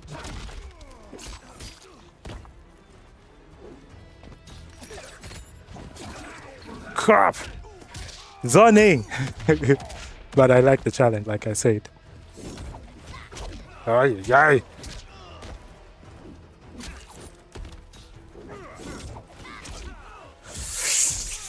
My screen keeps blacking out. But on the stream it should be consistent, right?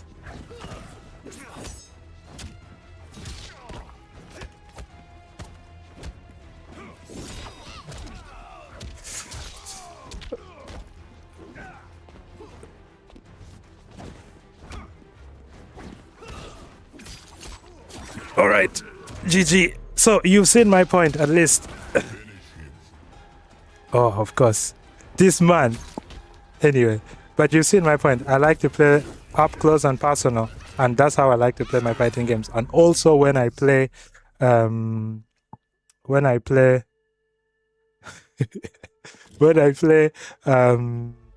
what do you call them? Not fighting games.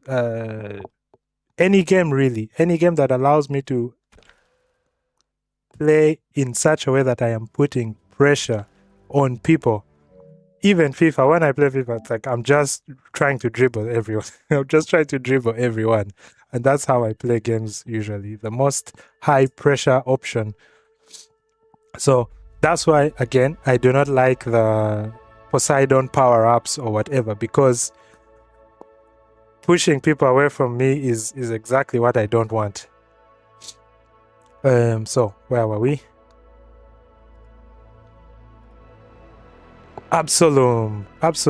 I also recommend this game to anybody going into Call of Duty.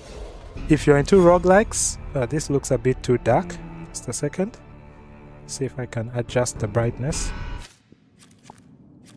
Abandon Run. This is the game I'm currently playing, or I've currently been playing. And I really recommend it.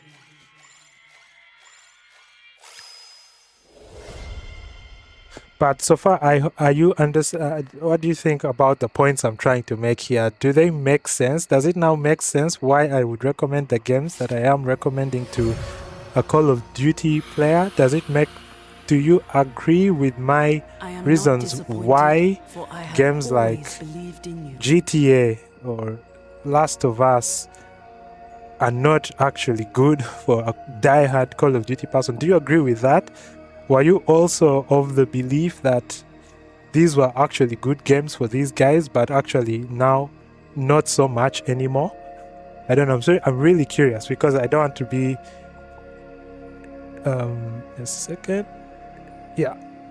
I don't want to be preaching my own thoughts, but maybe you have different opinions on the things. But I'm curious. What do you think about this so far? This whole scientific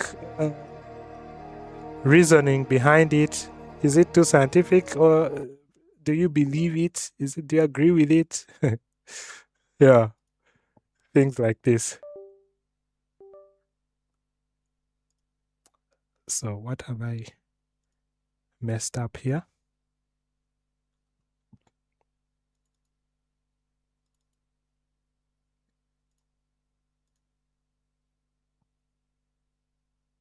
I have messed up my sound.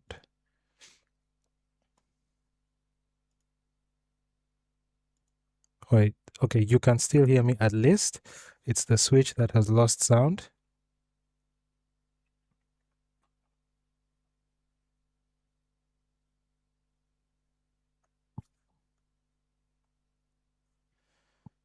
Oh.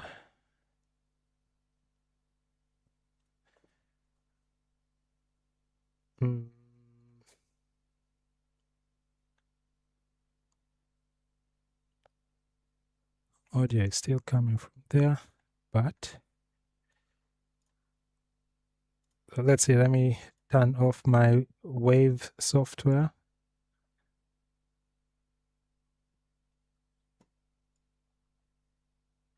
Oh, that's unfortunate. Still no sound.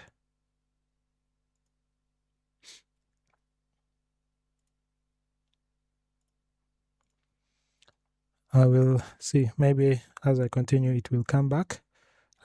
But let me just continue.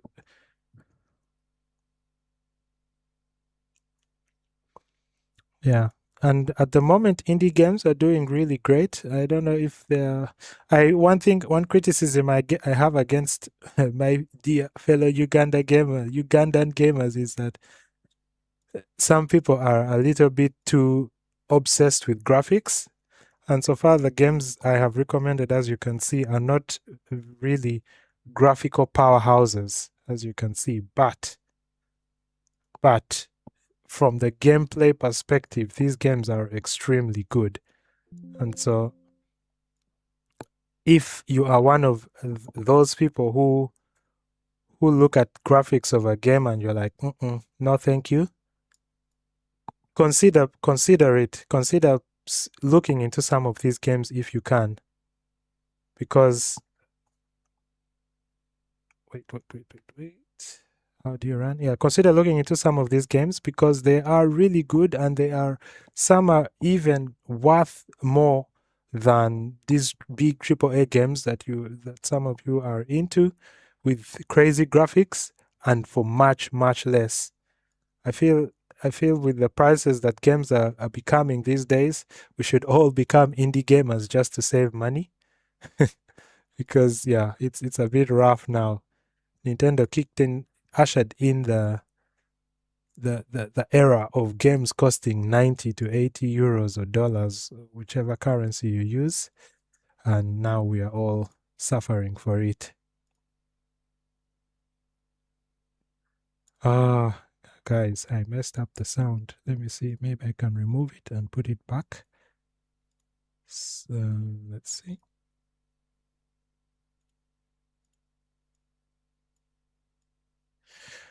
Not cool. Okay, let's see. What do I need to unplug?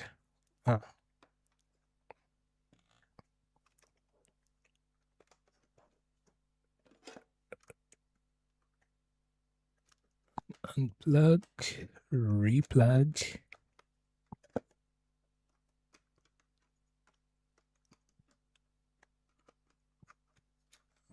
Okay.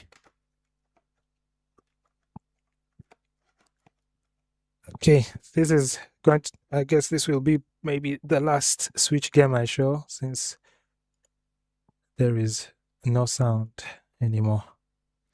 And the only sure way I know to fix it is not, I do not recommend for myself, because it requires restarting the entire PC. So better not to do that.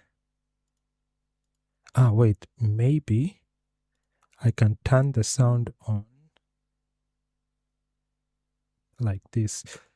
Please give me feedback in the chat if you can hear this. Just a second, I'm going to set it up.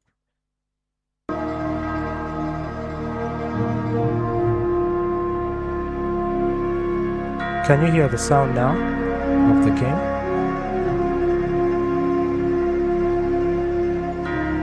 Because now I am running it through directly to OBS.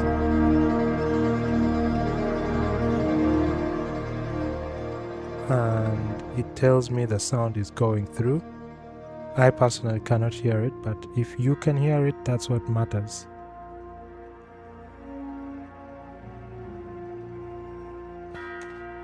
So I will proceed for now, just to show you what's going on here, but please let me know if the sound is back, or at least if the sound is there for you. For me, it's definitely not coming back. All right.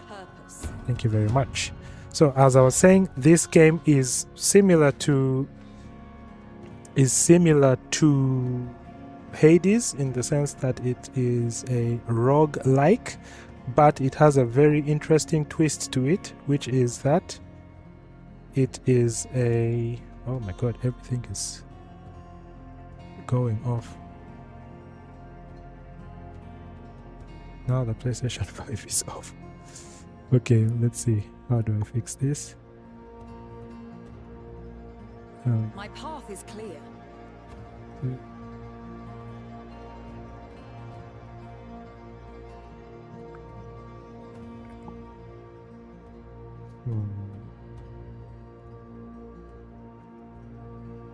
One doesn't have sound, one doesn't want to show video. Wonderful. So let's see. I tried to fix it.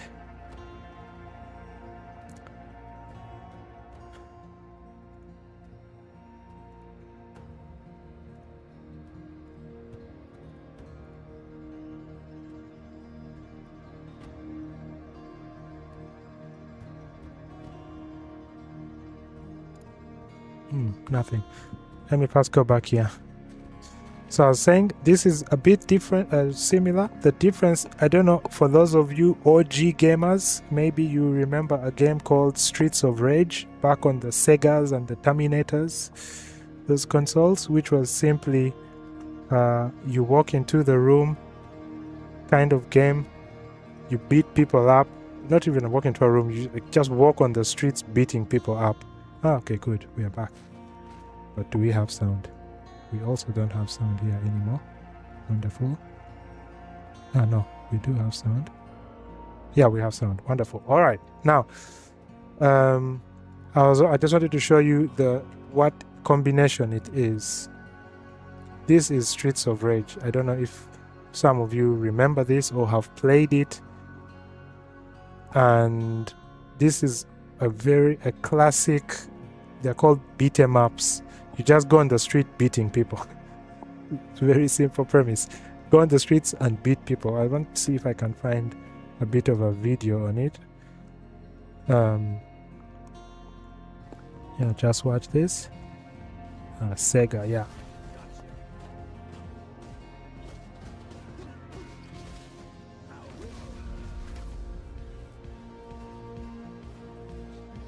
I don't know, did anyone else play these games? These were the nice couch co-op, just walk around beating people games. I remember playing this with my cousins in my childhood. This was really good. So the guys that made this game combined what we've just been playing, which was roguelike from Hades. Excuse me.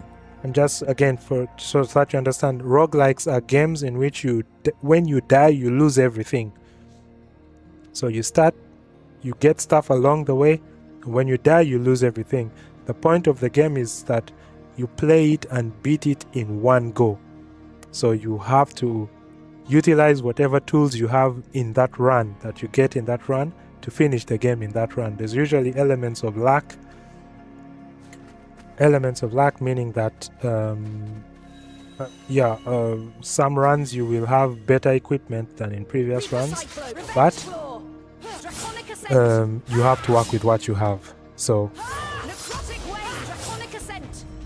let's go. This is a combination of those two.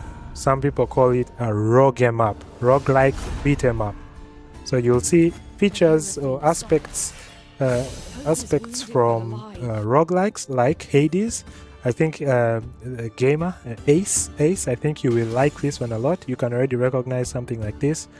You have items here from your mother, which she's giving, and she's like, yeah, proximity spark, arcana sparks. These are different powers, which would be like blessings in Hades.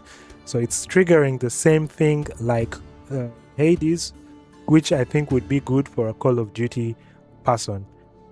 You're trying to build your character to appeal to this whole power fantasy here. So there's a big sense of achievement. You're building that really nice strong character.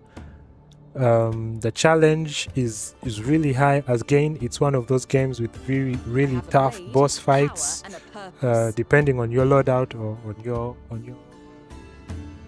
called again on your let's say loadout, depending on your blessings, depending on your powers, your strategies changing a lot.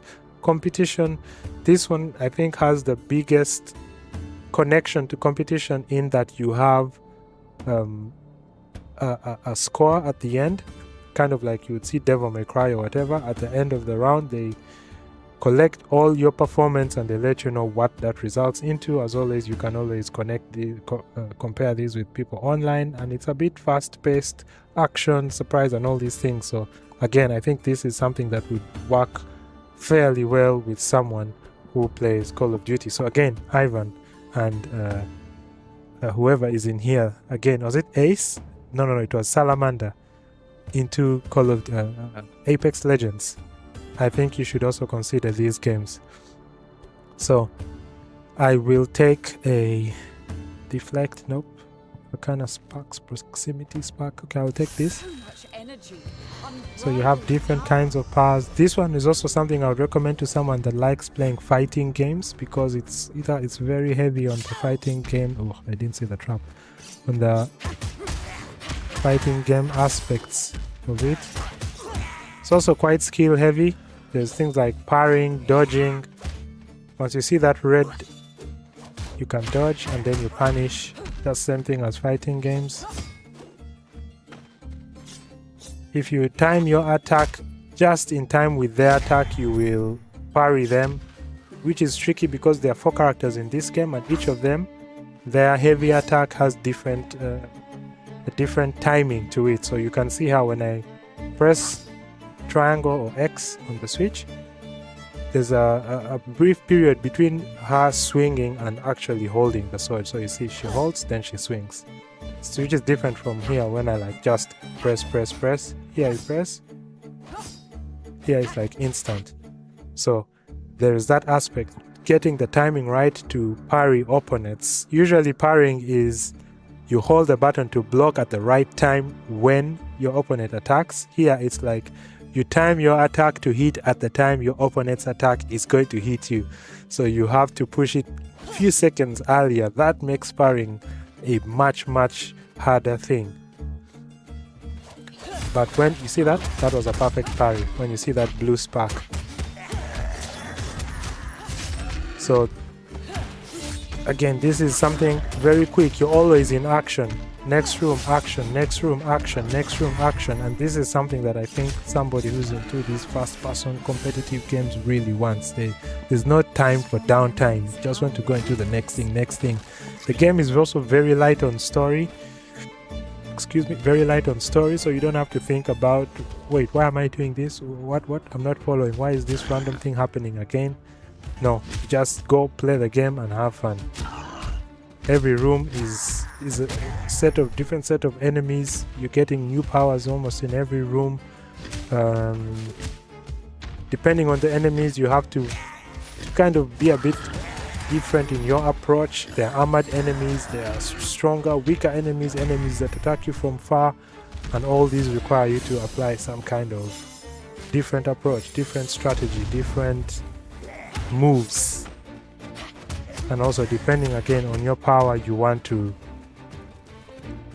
attack the game differently. Again, I can't hear now, but I don't know if you can hear how good the sound feedback is with every punch that lands. It's very meaty.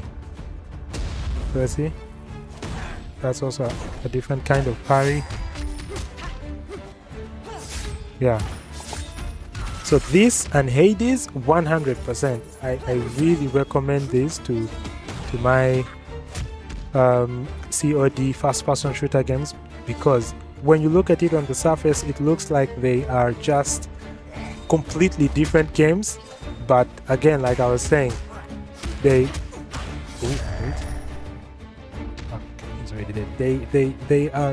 look different on the surface, but in the end, they are essentially addressing the same thing that you like in Call of Duty.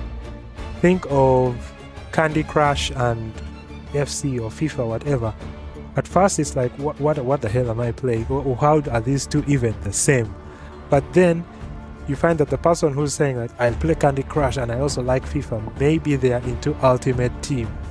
And then the part of Ultimate Team, I know that there are people who like this whole park opening stuff, you know, like this whole random thing of going through parks, getting strong players and everything. That is appealing to their, you could say, their risky side, the gambling side of them, or that part of them that just likes to be surprised, like, oh my god, anticipation, what am I getting? And then you'll find that, did I say Candy Crush? No, let's say mobile games generally, just mobile games, not Candy Crush. You'll find like mobile games, they have those timers, they have all these paid transaction things and everything, and you'll find that the person goes off FIFA Ultimate Team and goes to some mobile game where they are just opening random things, because FIFA is football, or FC is football. It's completely something different. But this mobile game is also a different game, but in the end they are appealing to the same thing, which is this whole, let's say, addiction to gambling or something. So you can get something that someone hates completely, but you put something that they like on it and they like it. So that's why I say, again, I would not recommend The Last of Us to someone that plays, like, who is really just deep and they're like, I only play Call of Duty because of all the other things. They don't play Call of Duty for the story, they don't play Call of Duty for the slow pace and the narrative and the nice characters with deep stories. They just want to shoot things. And then you throw them in The Last of Us and they're thrown in cutscenes and deep stories and slow gameplay where they have to walk around, watch out for zombies. And then I said, no, don't show them that. Give them this one because it's fast, it's very skill based. You have to parry all these guys, you have to keep watching all your enemies here, the action is consistent, there's always something going on the screen, it's chaotic.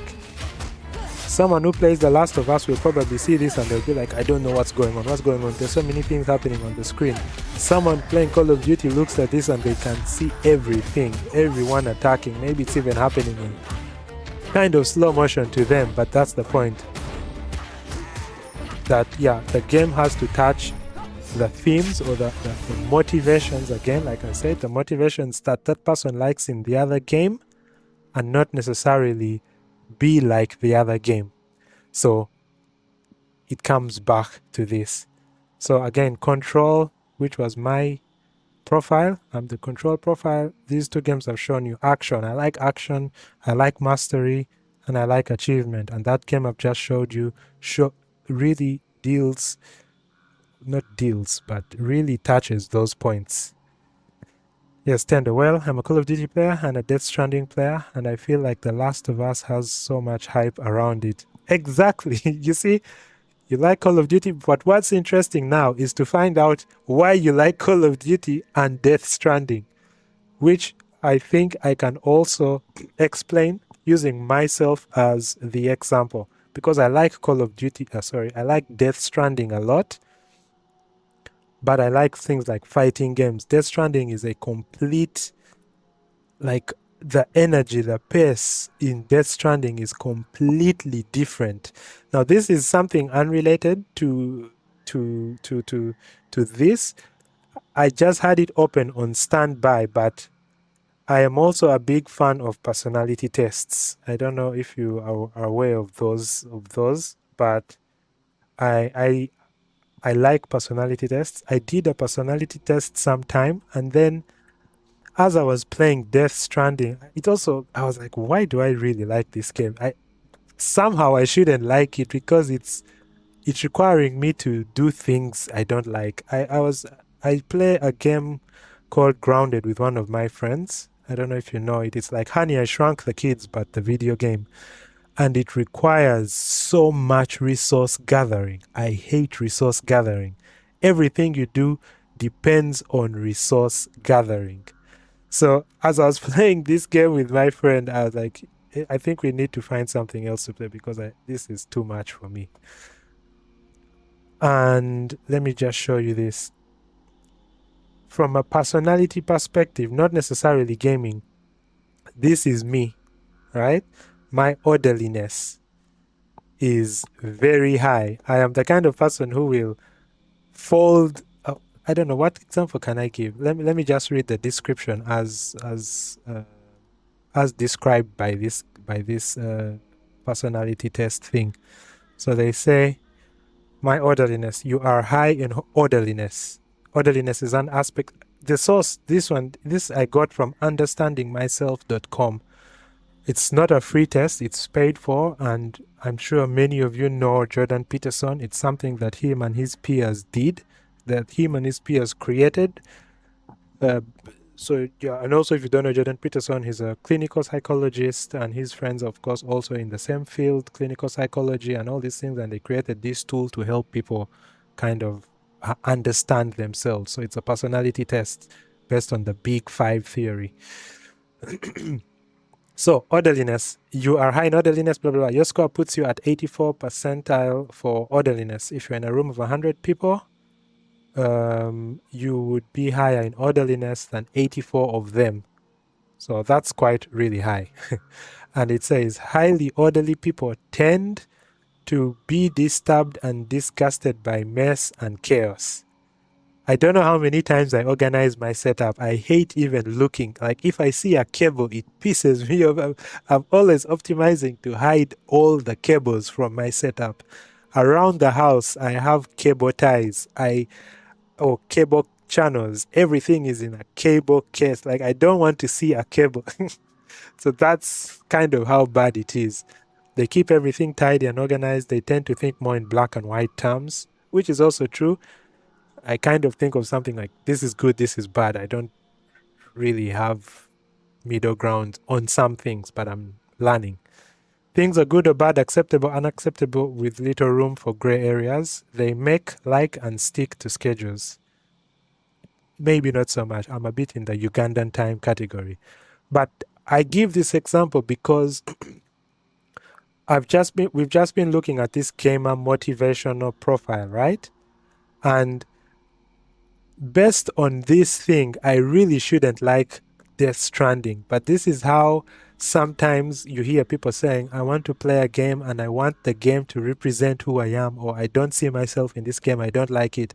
I realized that I really like Death Stranding because all this packaging, planning, where am I going? Maybe I can just also open up. If you've joined the stream, welcome to the stream.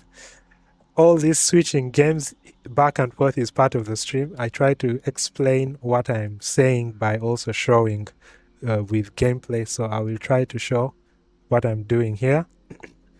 So I realized that Death Stranding is more or less that part of my personality, but put in a game. Organizing the packages, organizing the deliveries, planning the route, how you're going to deliver, avoiding the chaos. Also, a part of my personality has a lot to do with avoiding conflict, avoiding quarrels and all those things. Like I'm a peaceful person, kind, things like this.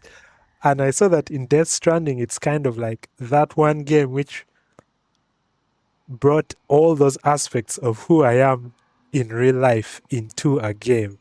And it then just made so much sense to me why, when I looked at Death Stranding, I should hate it, but for some reason I like it.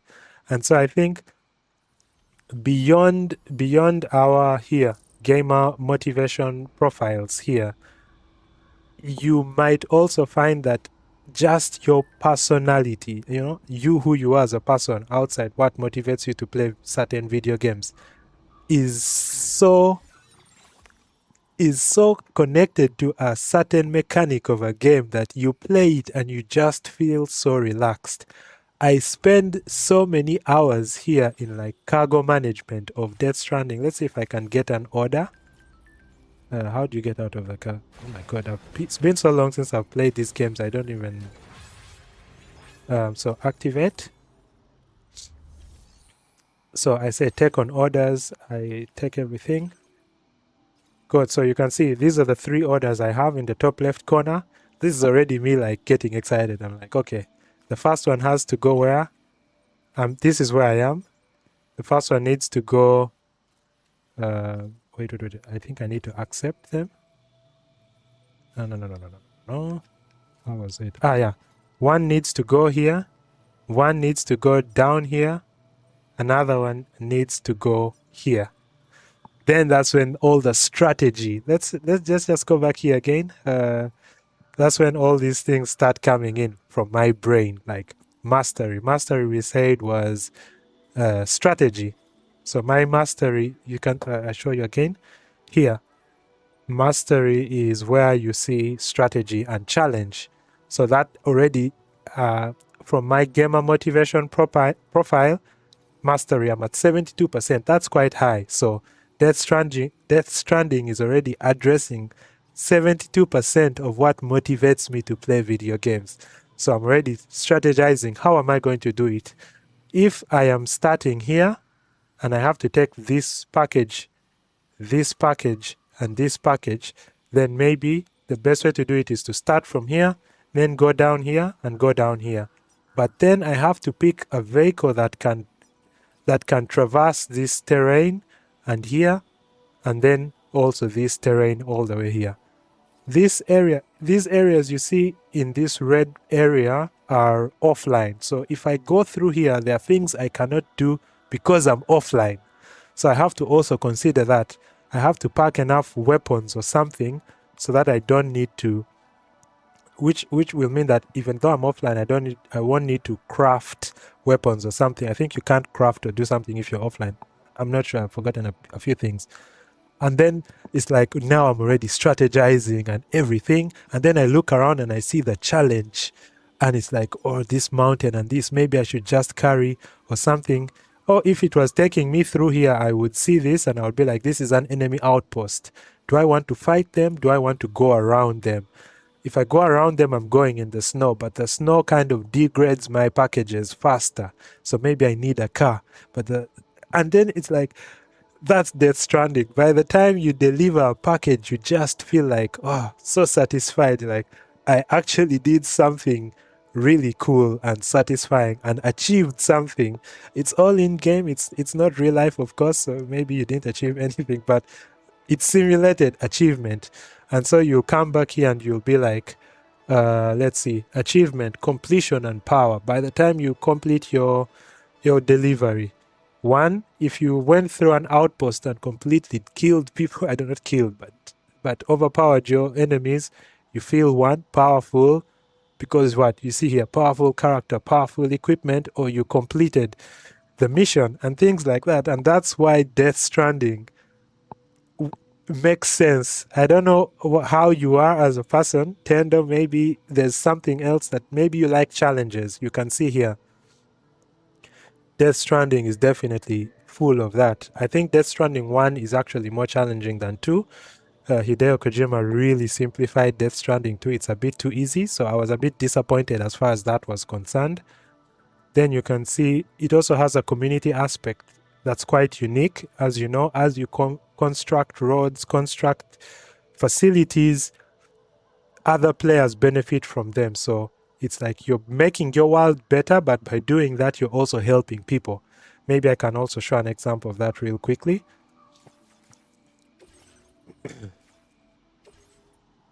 Wait. Maybe I can show you that quickly. Use vehicle. Yeah, let me just read your question. I think that's why the thing, somewhat Call of Duty. Okay, I read that. Now, why I like Death Stranding is because of the objective to deliver this package from A to B. Yes, the story is there too, but I need to deliver the packages. Yeah, exactly. There's something just satisfying about completing it. You deliver the package. It's so simple, but it makes so much sense. Like, this game is something, if you're stressed in life, play Death Stranding 2. I said Death Stranding 2 specifically because Death Stranding 1 got a bit stressful. It was a lot more challenging than this. So, let me show you this. This is something someone constructed. You can see Faizo corners. This is a real player somewhere. This is my world in Death Stranding, but someone played Death Stranding, constructed this thing, and now it appears in my world. And I can see him, and if I think it's a nice thing and I like it, you can see there likes. I just have to touch likes, and I give him likes. And at the end of the day, when this guy comes back to play the game, he's going to see I liked his thing, and he's going to see it has so many likes, and he's just going to be happy, like, oh, someone liked my thing. It's not that he likes that I liked it, but he's just going to be like, nice, my thing benefited someone enough for them to like. Because there are some people who throw random ladders somewhere and it's like, what the hell, I don't need this ladder, I can just jump over this hole, and they have no likes. So it's like you get feedback that nobody cared about your ladder. But this and that's the thing again. And you can see here, Death Stranding, that's a community aspect, a very unique community aspect that it's addressing. So my desire for social aspects or social motivation in gaming is 77, and you can see Death Stranding definitely addresses that in a very interesting way. Competition, community, more community than competition. What you're doing is contributing to the entire ecosystem of Death Stranding, and that's why I really like Death Stranding. Like I said, on a personal level, I'm someone who really likes to be organized, orderly, who likes things to be working in a very specific way. And when you play Death Stranding, you can really plan your entire route. You plan how you want your things to go. Of course, there are enemies and bad guys here and there who can make things go wrong, but in the end, when the plan goes well, you feel really good about yourself. Okay, but again, this is not a game I would recommend to a die-hard, hardcore Call of Duty brain, like, where are my where are my headshots, where are my kills, where are these guys hiding, well, give me this, give me that, turn around, run, he's running, cover me, what. You're going to fall asleep in Death Stranding. Definitely do not recommend it. But now I will move on to the final game that I recommend, which will also be the game that I recommend first and foremost. If there is anything, if someone said reduce your list to one game, right? No, but reduce your list to one game that I am going to lock Ivan up in a room with. Reduce your list to one game that I'm going to lock Salamander in with. That these guys who don't play anything other than Call of Duty, they have to sit down and play this game until, I don't know, for 3 days, so that they can detox their minds from Call of Duty. Which game would that be? And for me, that game would be none other than Returnal. Returnal, 100%.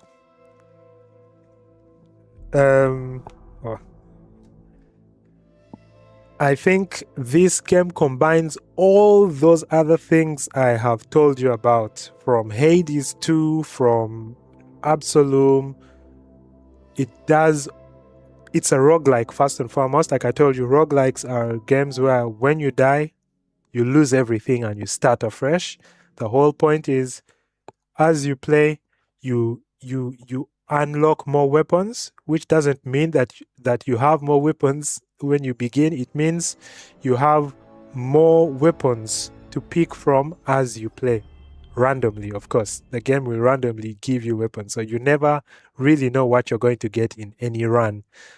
The rooms are changing, the enemies are changing, so on one run you might have strong weapons and strong enemies, which completely neutralizes your advantage, or you might have weak weapons, strong enemies, or strong weapons, weak enemies, who knows. And it's all about also just, I don't know, strategizing, know how to use what you have, because the game is always going to give you stuff randomly. So this this game includes all of that: randomization, roguelike aspects, and then the shooter aspects. The other roguelike games were sword fights, melee combat, and all this. This one is a shooter through and through. Like, the only difference now is that it's a third-person shooter. It's been long since I've played this one, so also forgive me if I am a noob. And you can see how fast. You can also see how fast this game is. Call of Duty guys, Apex Legends, I know the game has to be really fast, moving really quick. This game has you sorted. You're going to be running, darting across the screen, Darting across the screen. Oops. And if you're also into things like, what was it called? Gears of War, things like this, they have that Gears of War reload mechanic, which I think you will like. Active reload. Oops. Wait. Why can't I shoot? I'm so confused. Ah, okay, that's why I couldn't shoot. It's a weird gun. Alright.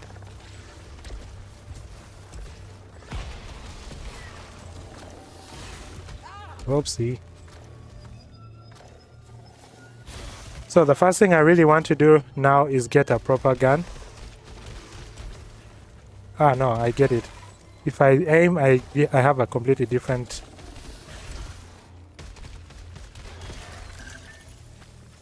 Get some health. Pick up.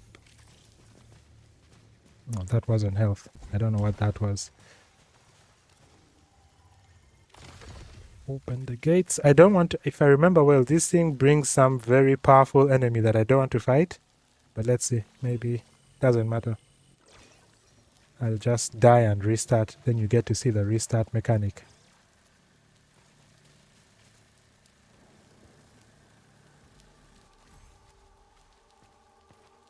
Oh, okay. Avenge, yes. Avenge. So some player somewhere in the world died to that thing.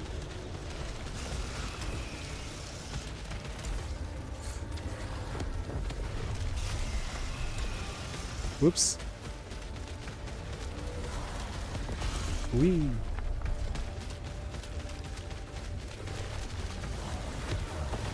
Oh.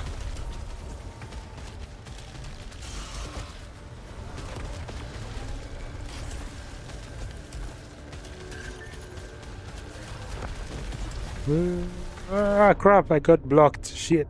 Am I dead? Not yet. Okay. Let me take cover here. Yeah, now I'm going to play like a coward, but it's what will hopefully make me survive. Ah, I keep getting blocked by the terrain. Oh my god. But yes, now I've died. So you'll get to see what I was saying. I die, I lose everything. I didn't really get anything, and I lose everything I got. Go back straight to the beginning, and we're back again. You go back in.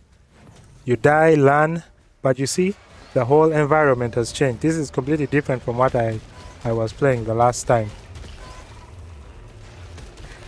So, and you can see there are lots of enemies.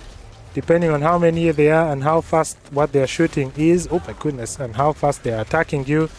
Again, it can be quite fast as well.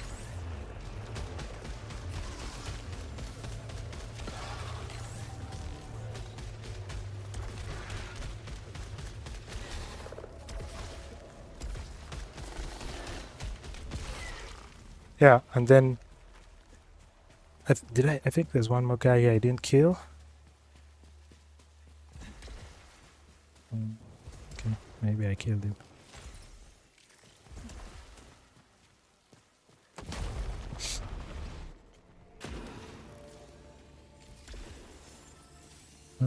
This should be a teleporter. I'm surprised at how much I still remember. But I don't see any bad guys, any interesting stuff. Yeah, so you just keep going from one room to another one. Oh, I'm going back where I started. From one room to another like this. Every room will either have enemies or oh, what is this? You'll either get enemies or weapons, and you just keep going. It keeps getting tougher and tougher. You find a boss fight at some point.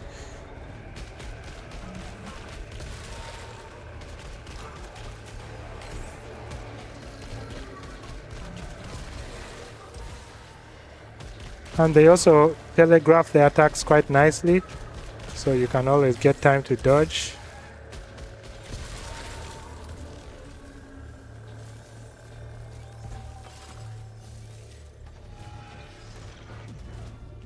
Oh, I don't remember how to deal with this. Oh my god. But yes, this is definitely... which game is this? This is Returnal. This is the final game that I would recommend to anybody that is into...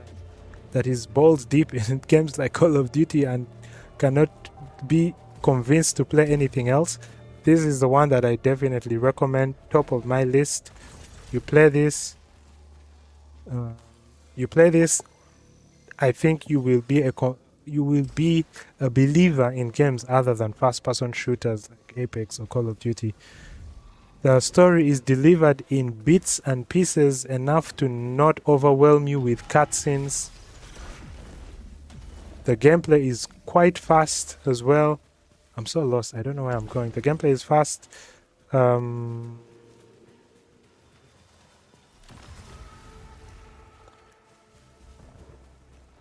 And it's also quite a bit of fun. Requires a lot of skill. As you go on, you get better guns. The weapons get, the enemies get stronger. The weapons get better. The challenge gets bigger. It's a really, really good game. And Saros is coming at the end of the year. No, like in 2 or 3 months, I think. Oh my god, I'm going to waste time here. And so I think that if you play this fast, then you can know for sure if you would be interested in Saros. I'm supposed to have something like a sword, but I don't know if I unlock it or if it's... I don't know. Let me just leave this place and try to move on.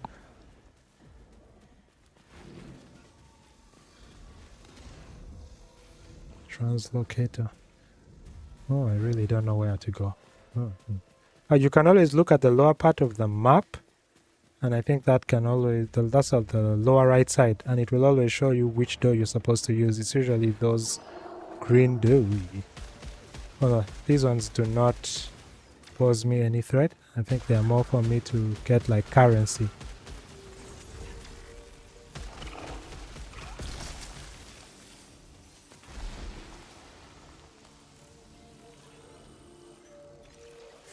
Yeah, at the moment none of this makes sense. But as you play the game, it all makes sense what is going on. This is like an alien planet and she's lost there and she's reliving the same day and things like this, but the planet keeps changing every time she dies. Yeah. So, translocate. I want to see if I can make it a little bit further into the game so that you can see a bit more of what I'm talking about, but I would like to at least get another gun, but so far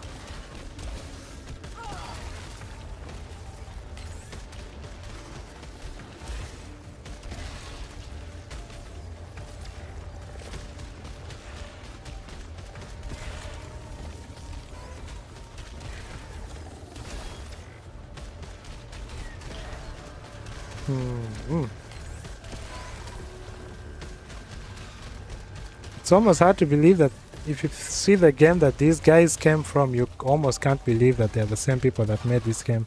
It was some 2D game, if you remember Space Invaders or something like that. I don't remember the exact title. This game is kind of in that. These are the same guys who made it. It's so interesting to know that they came from that to this. It is possible that I am playing a fresh save file, which is why I am not recognizing where I am or why I am not doing certain things that I remember being able to do, like zip lining. I think those are zip lines.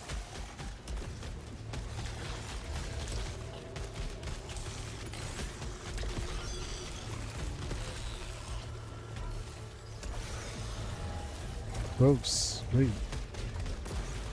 Okay.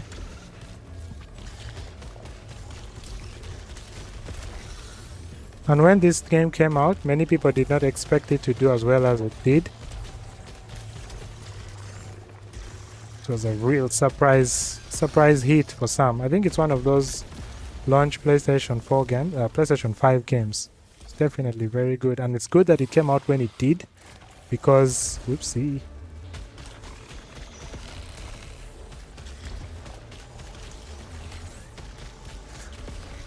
Because there was not so much to take away from it. Everybody got the chance, or it got the chance to get everyone's attention.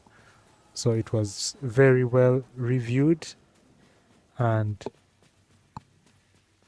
yeah, it was very well reviewed, and yeah, like I said, it got people's attention, and it was reviewed without any distractions from, I don't know, Ghost of Tsushima or something like that. Yeah, have you played Nine Souls and Dead Cells? It's a similar concept, but a platformer. I have played and finished Nine Souls and Dead Cells. Nine Souls is an amazing game. Very difficult. If you think you are a very good gamer, you definitely need to play Nine Souls. And then you can decide whether you're good at games or not. Okay, I think I can finally show a gun. A gun? No. A gun? A different gun? Nothing.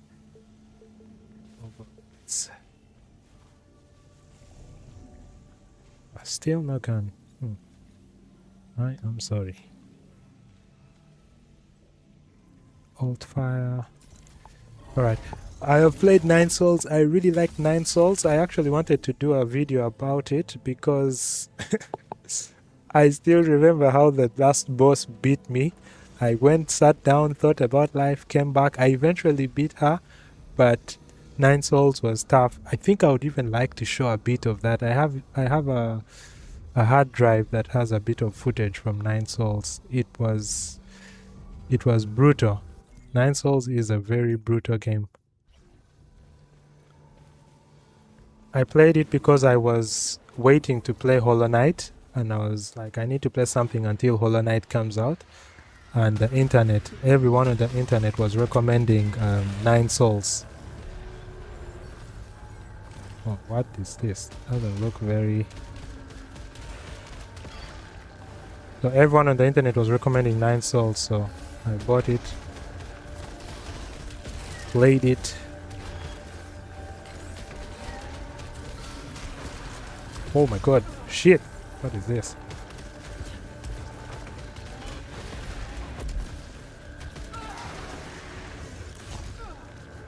Half my life gone, just like that. Oh, I think it's... Whoa, Oh, true, I do have alternate fire. Oh, it's above me, it's above me. Do I have health? Yes, I have health. No, I don't have health. Crap. You can't reload health. And I don't know where this thing is, so it's very possible that he's just going to ambush me. Oh, I've seen him. He's at the back here. Okay.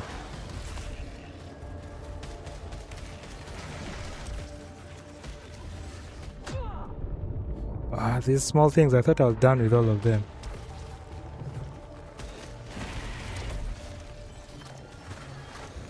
Oy. Check how you lock yourself up into a dead end. Oh, it's dead. Oh, nice. Oh, there's still this small one here.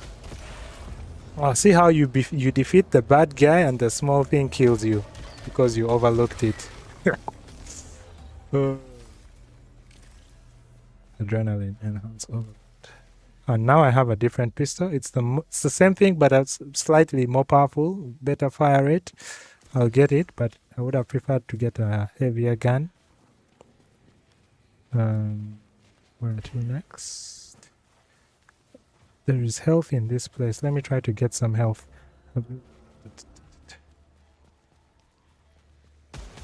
Oh, I cannot get that. I can't reach it. So, this is not nice. All the health is out of reach.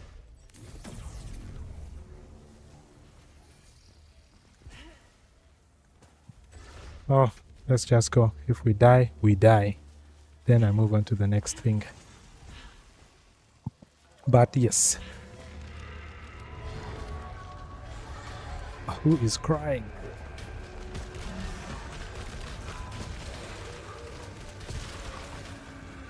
Oh my god, these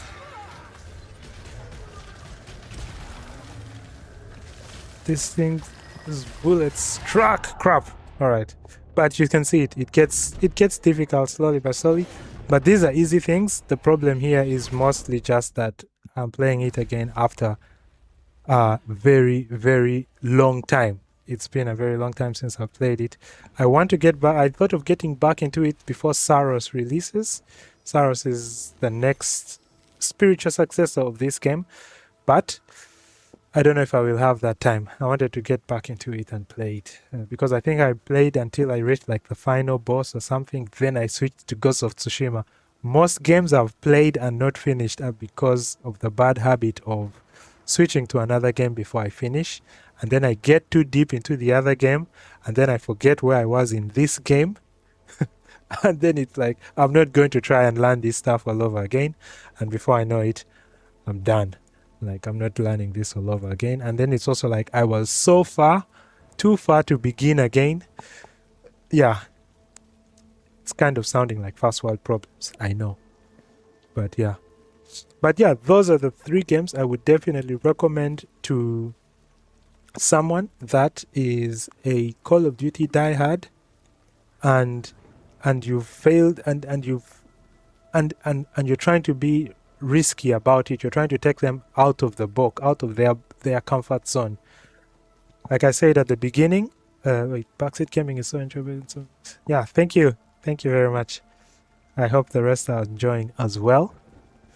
But yes, I was saying that I didn't want to make this very easy for myself, which was recommending the obvious things like Doom, not Apex Legends, Doom, Titanfall, what else? Something obvious. Things that are also first-person shooters to a Call of Duty person. I wanted to go out of the box and recommend things that are so away from what they're used to, but at the same time touching aspects or motivations that are close to what they like to play. And so just to recap, I recommend this, Absolum. Yeah, Moses, I don't know if Ivan is watching, so please write this down and then prepare to confiscate his PC and lock him in a room with just a Nintendo Switch or something without internet, or the PC without internet. Ace, he said he is so uninterested in some of these games. Even the Call of Duty story, he has never touched it. I think he said he tried and he just booted out and just went straight to online. So same thing with The Last of Us. He was like, people told him, play the game, play GTA, play this. He tried and he just fell off immediately. I think the moment someone who has really put in so many hours in Call of Duty, when they hold that controller like this, their fingers are already like, left, right, pick up ammo, everything, and then next thing it's like Last of Us moving like this, moving like this, and then you sit down and you're like, oh my god, this cutscene and everything, and yet you're so used to just going in and starting. That's why roguelikes are really what I recommend, because you get into the game and you just play. These are the kind of things you do. 5 minutes, you go one round, or you have like a 5-minute session and you can get something done. Once you know how to play such a game, like you've perfected the combat and everything, I think my time in this game is like 40 minutes. But I think as I learn how to like optimize all these combos and all these things, I will start reducing it. By the time I was really good at Sifu, my playtime was 20 minutes. I could go through the whole game 20 minutes and beat like untouched. Yeah, that's what a platinum trophy in 1 week does to you. I literally wasn't sleeping. But yeah, that meant that I could get into Horizon without any anything holding me back. I knew I had done everything that Sifu had to offer. By the time they started releasing DLC and all these things, I was like, thank you.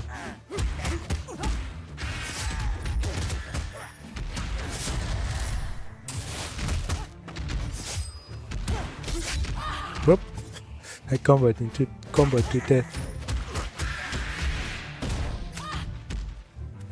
I parried the first bat, but I did not parry the second one. Let's see if I can get the parry timing right. Nope. Parry timing right. Yeah, there. Then you punish. Nice. Alright, then the other game, like I said, was Hades. I definitely recommend Hades as well. Hades is similar to what we've just been talking about. And then finally, I recommended the other game, which was Returnal. Here. Those are the things I would recommend to a Call of Duty person. I would also recommend Sifu. I think Sifu also lends itself well to that whole everything we've been talking about. I don't know how much fast thought is a slide cancel. Yeah, I've heard a lot about that. Something about high level tactics and all these things. Yeah, I've also thought about Sifu. I think Sifu would also be a very good game for someone who's into this whole COD things and all that. I don't know if they would like the idea of giving up. I don't know if they would like the idea of giving up all the, the distance with all the shooting and all these things for fighting up close and personal, because I know that can definitely have an impact.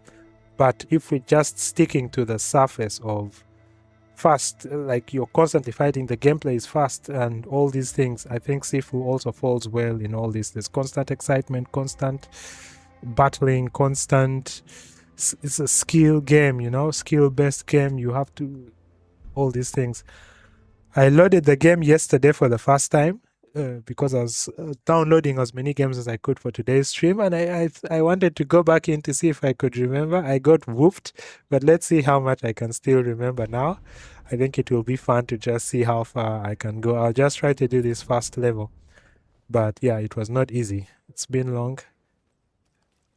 Wait, how do you sprint again? Yeah. Just a moment. Guys, also sleep on Cyberpunk, the story alone.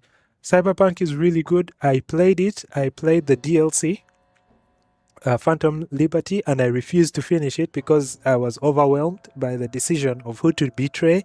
I won't spoil any more beyond that. But Cyberpunk is a really, really good game. I also would not recommend it to a Apex Legend Salamander diehard because, like you've said, the story. You see that? The first thing you recommend in Cyberpunk is the story. That is not what someone who is coming from COD Online wants to hear. Like, oh, Cyberpunk is good. The man has failed to play his own story in COD, and now you're telling him the story of Cyberpunk with all its twists and turns and moral topics and all these things. The man just wants to know who is going to cut, kill, shoot, and all these things. And in between the cutting and shooting is a lot of story in Cyberpunk, a lot of dialogue, a lot of talking, a lot of listening. And if you really open yourself up to it, it's a lot of fun because it's a very funny game. But in the end, it's very story heavy, very narrative driven. And I think you would definitely lose a first-person shooter diehard very quickly.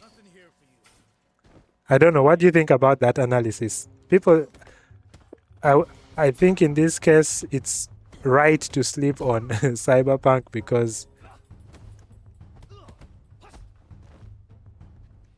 Wait, how do you attack on the ground? Come on. Okay.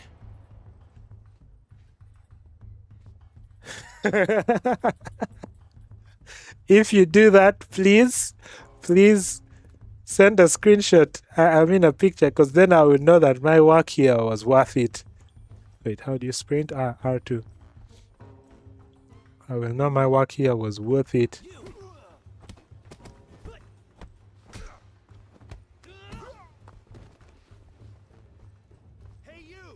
Shut up.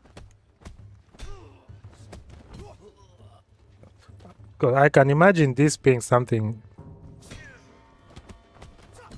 Ivan would like, because you can see you're constantly just moving. Next.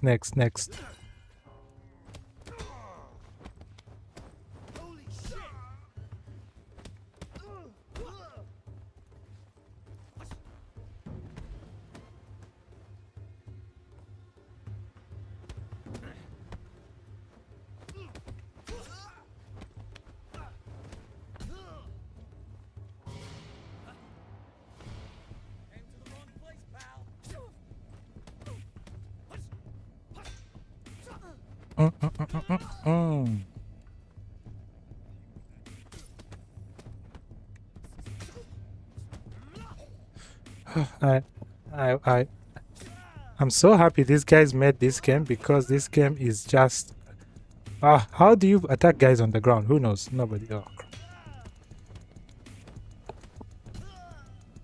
I'm so happy these guys made this game, because if you, I don't know how many people have played or heard of a game called Rise. It's a Jet Li game back on like PlayStation 2 era. Rise to Fame? I think it's Rise to Fame.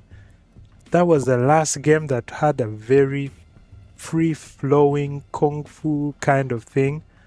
When I saw this game being advertised, I knew, I think it's like Rise to Fame or Rise to Glory or something like that. It's a Jet Li game from the PlayStation 2 days. And back then, the fighting was more like this. Like, if the enemies are around you, you just had to flick the stick in the direction of the enemies and he would do the rest. It was such a fun, yeah. But Sifu has since wait.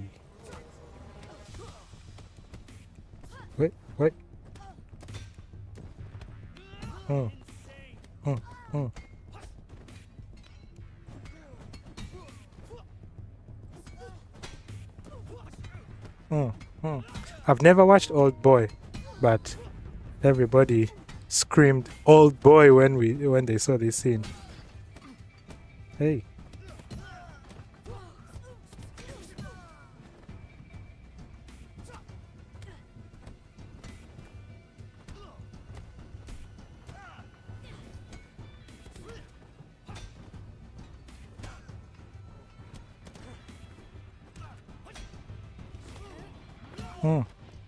Leave that thing alone.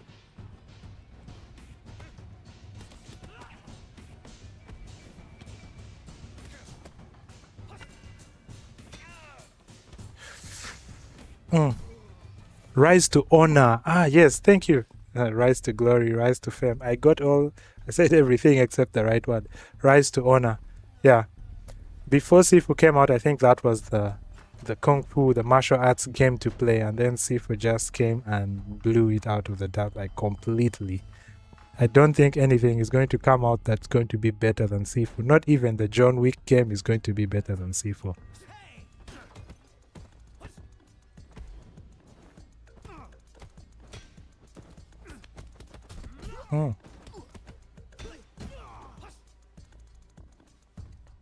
Let's see, is there a way out here?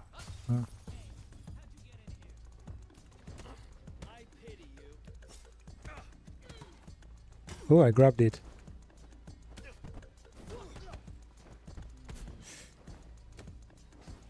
Hey.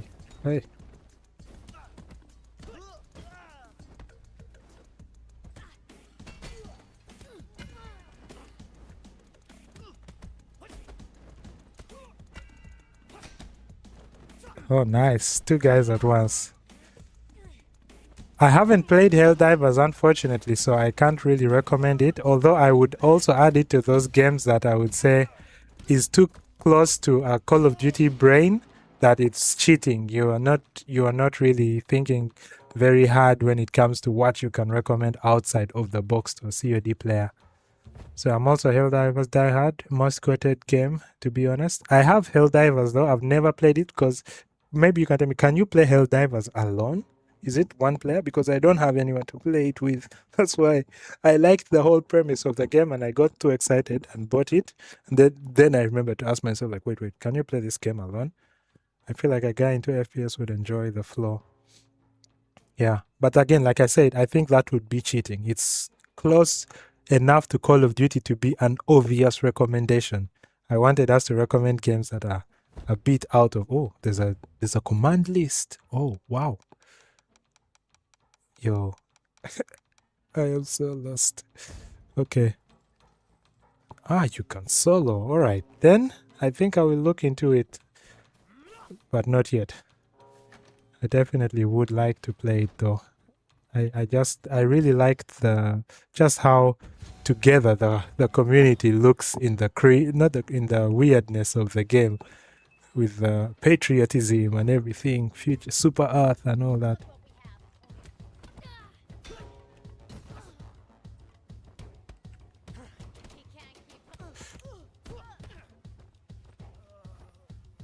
Huh?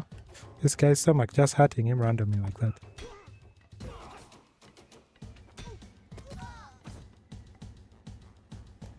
Alright, I'll try to beat this big guy and then we...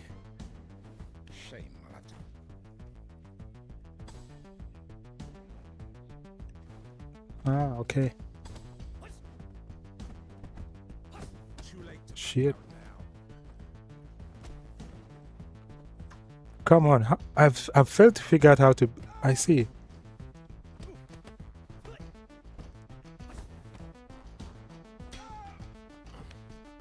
I really failed to figure out how to beat guys on the ground. But yeah, okay. Yeah, Sifu also I recommend definitely to guys who play what's it called again? Call of Duty. I think it might scratch a few itches that are similar to those with Call of Duty. This is definitely one of my favorite games of all time. Like I said, I still feel bad that I played it for exactly 1 week because I was rushing to be ready for Horizon and got that platinum. As you can see, all the DLC and everything, I didn't even look there. I just moved on. I said I'm not going back. But this game is so good. Yeah, love it 100%. Cyberpunk, amazing. I've bought Cyberpunk 3 times. That's how much I like Cyberpunk. Let me see. How much time do we have left though? Okay. It's almost 3 hours.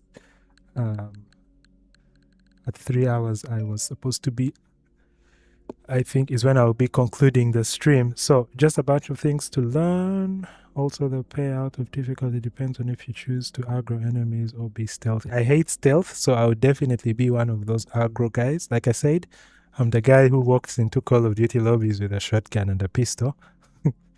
But I don't know, I think these days Call of Duty shotgun pistol is playing it on hard mode because everyone is sniping you or something like that, if I'm not mistaken. 1,300 hours in Helldivers. I don't even have a game in my life that I like that much that I have so many hours in. Wait, the most hours I have in a game is 700 hours, and that's in Injustice 2. I played Injustice 2 like my life depended on it. That's one of the few games where I thought I was actually almost getting to the level of a pro player, because I reached the higher ranks and I was getting matched up with lots of pro players. I didn't beat any of them, but I would definitely take one round or two. I mean, one round off some of them. That's how far I got in that game. And that's when I learned that many of us are poor at games simply because we play against poor people. So our ceiling is so low, we never really go beyond that. So you beat the poor people around you and you stay at that level. And then you play online and you play against people who are so good, and you just have to keep getting better and better, which is the problem I think I have with matchmaking sometimes.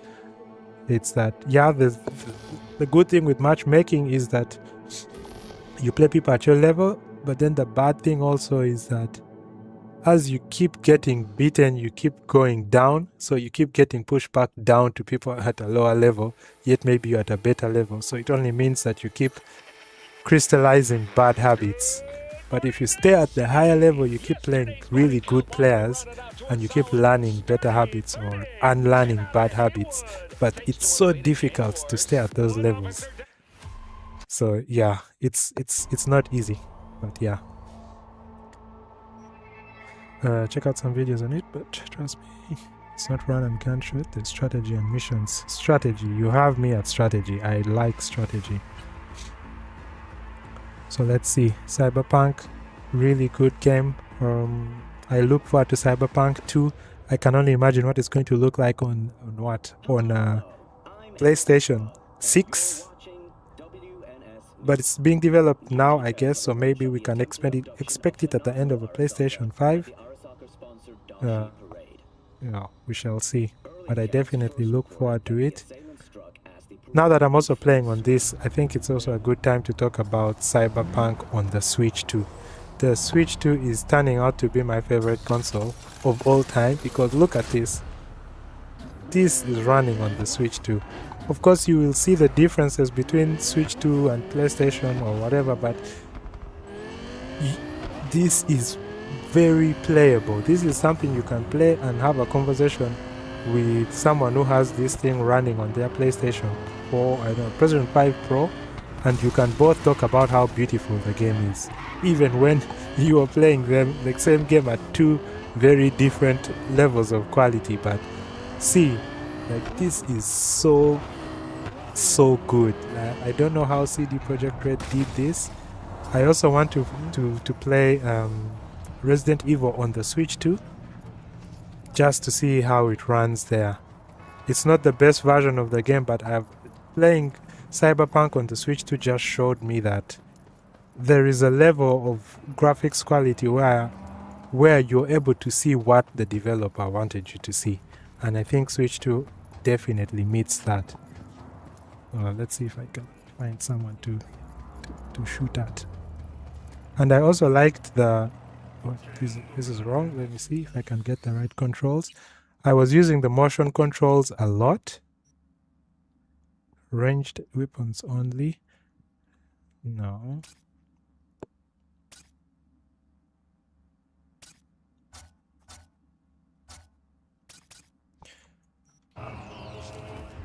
Yeah, I was using motion controls because this is how I learned how to play. Like, my aim was so good using controls like this. It felt because with the analog stick you kind of have to do very precise motions with just your thumb. With the mouse it's always easier, of course, but this was just one-to-one with my movement, so I could precisely aim people. Like, I really like that, and it was one of the main reasons I just continued playing the game on the Switch, because I was like, yeah, this is making more sense to my sense of movement, and yeah, I really like that. But generally this game is really good. Okay, fine, you can shoot civilians. Let's do.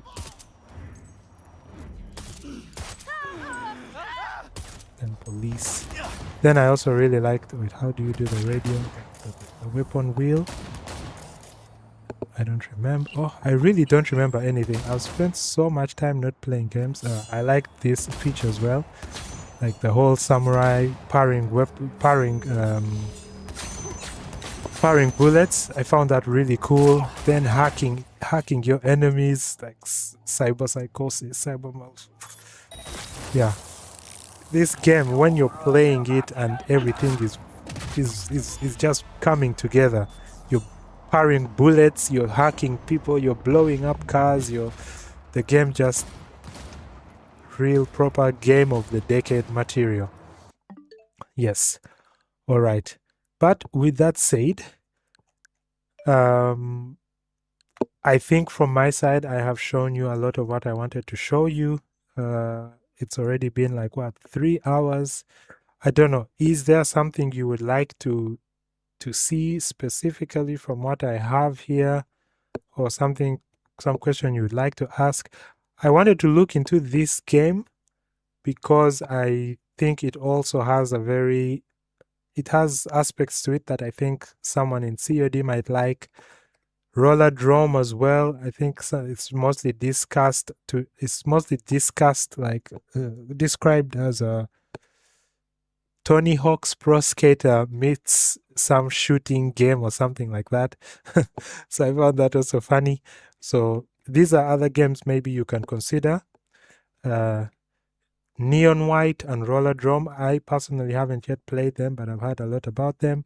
Definitely never recommend Hitman to any COD head because they will fall asleep.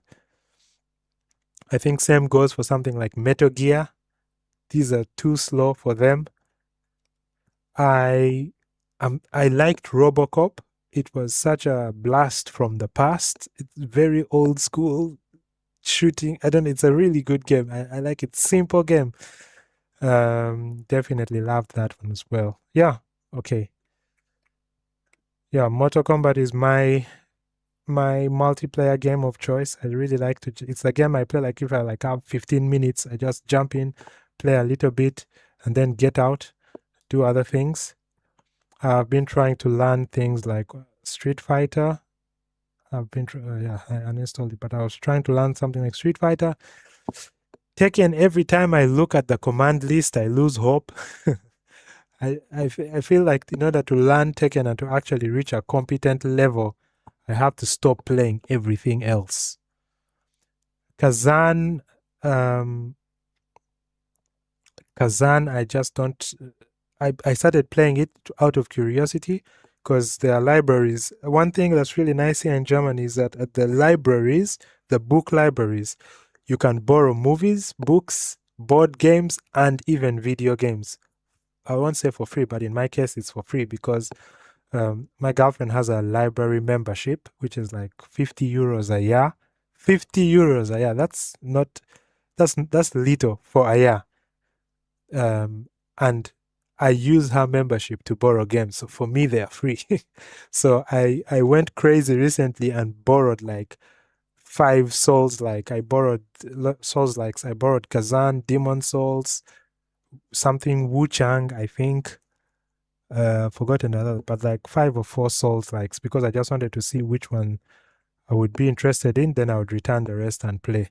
And so far, I was having fun playing Kazan, and we'll see. I'll look into the others. And just being able to borrow games from the library helps the budget and the wallet a lot.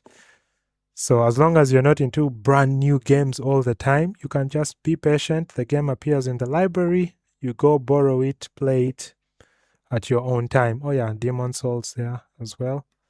I think Ghost Runner is also a game that he should look into if you're into those games, first-person shooter games. Okay. Yeah, jump in with randoms. Oh, okay. I hope they're ready to carry me. Like I always say, my aim sucks. So if I'm jumping in with randoms, I'm always going to be the weak link in a shooting game. A bit more of Hades. I see. I can try to do one run and then I call it a day. But all right, to close it off with my scientific aspects here, this is in the end what you really need to consider if someone ever asks you if you should recommend a game. Don't look at things like the surface things. Don't say there's a lot of action in this game. You need to go a little bit deeper, like I said. What kind of action is that? Last of Us is an action game, but you really cannot compare the action you see in The Last of Us with the action you see in Call of Duty.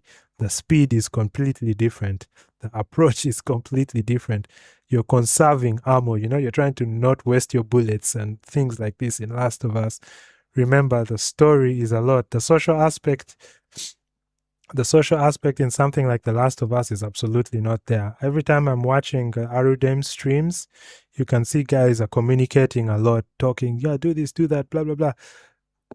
You tell someone to play The Last of Us, chances are very high that they have absolutely no one to talk to. Things like Absolum has a local multiplayer, so it's a bit of a stretch, but at least you can say that they have someone they are talking to on the side if they find someone who they can play with as they play the game. Mastery challenge, you tell someone to, I don't think a game like GTA is hard. GTA isn't a hard game. I do not associate GTA with being challenging at all. I also don't think there's a lot to do in strategy and all that. GTA is more about spectacle. It's like you play the game, you want to see, maybe spectacle is wrong, I don't know, just having mindless fun, running around, shooting people, doing missions, driving around, customizing your character and all that. There's really no challenge in GTA, I feel, and also no strategy. So you might recommend the game based on things like, yeah, you might tell someone who's a COD main, like, hey, you should play this game because you're thinking specifically about all the guns and the destruction and all those things you do. But all those are things you do really out of boredom. You're like, let me take this rocket launcher and blow up the police station or something. There's absolutely nothing connected to it. It's not a mission. It's not a competition, nothing. So they'll eventually get bored because there's no reason for doing it. Yeah, exactly. GTA is all about fun.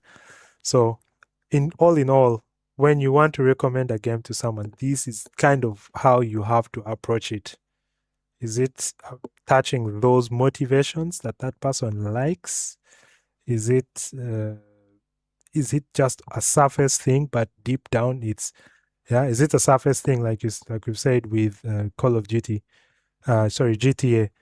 The action and the destruction and all that is just a surface thing. In the end, it's really just fun.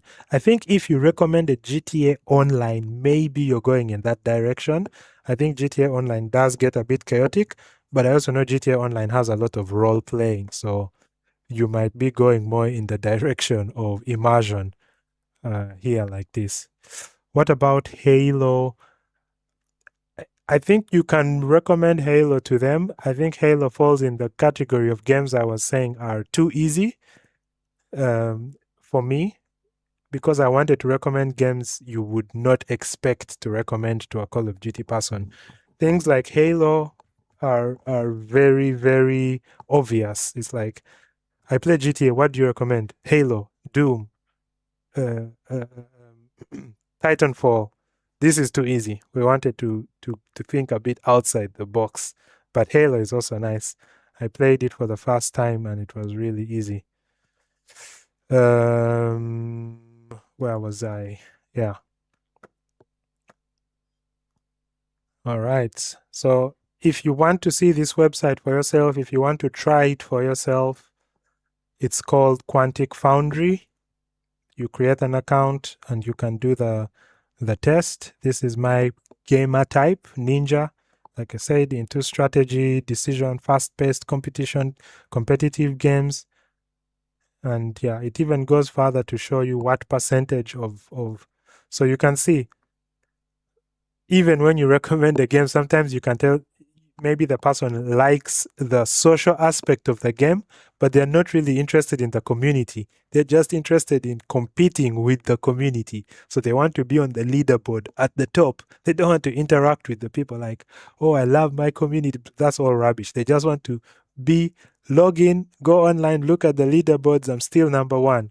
So even community, like social aspects, sometimes can be more of a, not really in a community, like in a peaceful way, if I can put it that way. More, it's like, I just want to be number one. So that would kind of be me a little bit.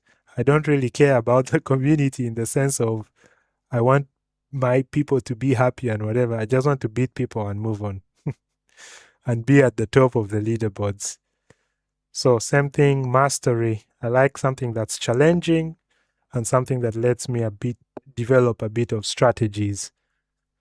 GTA Online has a lot of hackers. I hear people crying every day, people sending real online investigators to find out who hacked them, who stole their money. It's so funny. Ninja Gaiden.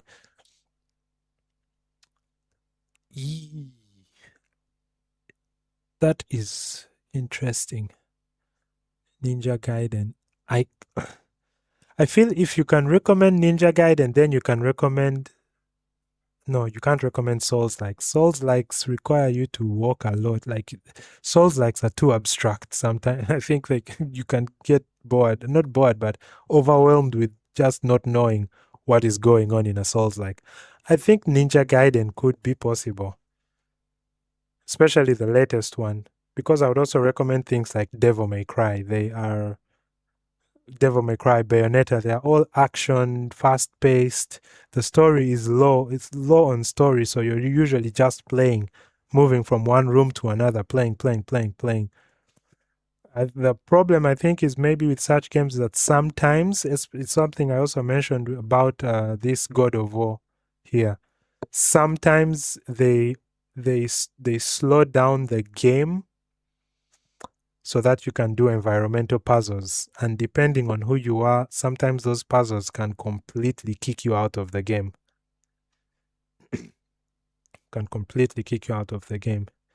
Devil May Cry 5 had a bit of story. Yeah, that's why I'm a bit skeptical about it, because the way Ivan described his situation to me, I really felt like like you really don't want anything like story in it. I recently also played Devil May Cry 3 because I'd never played it, but it was a game I really wanted to play from my childhood, and I just played it and I liked it. I'm one of those people who don't care so much about graphics. Like, if the game is good, I will sit through old graphics or terrible graphics. Like, look at these graphics and remember where we came from. Look at this. God of War drove you nuts. How? Like the older ones, right? With the puzzles.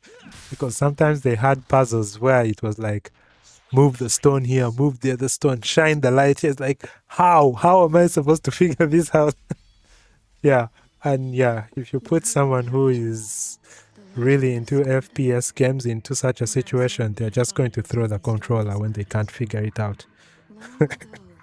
Yeah, the older ones had puzzles, crazy puzzles. I think also Resident Evil has a bit of weird puzzles sometimes, so you also have to be a bit careful with Resident Evil. It's fun and all that, but they will also always throw in a puzzle here and there that can completely just throw you off. So yeah, you can see I finished the game here with Dante. Then I considered playing it again with Virgil. But yeah, bad graphics, old graphics, whatever, they can never bring down a good game. Devil May Cry is an extremely good game, old graphics or not. And yeah, I enjoyed it. I would not. I don't know if I would recommend it because of how old the graphics look, but yes. How do I? Yeah, let's just see here, just to see the graphics. I'm not going to go too deep into this.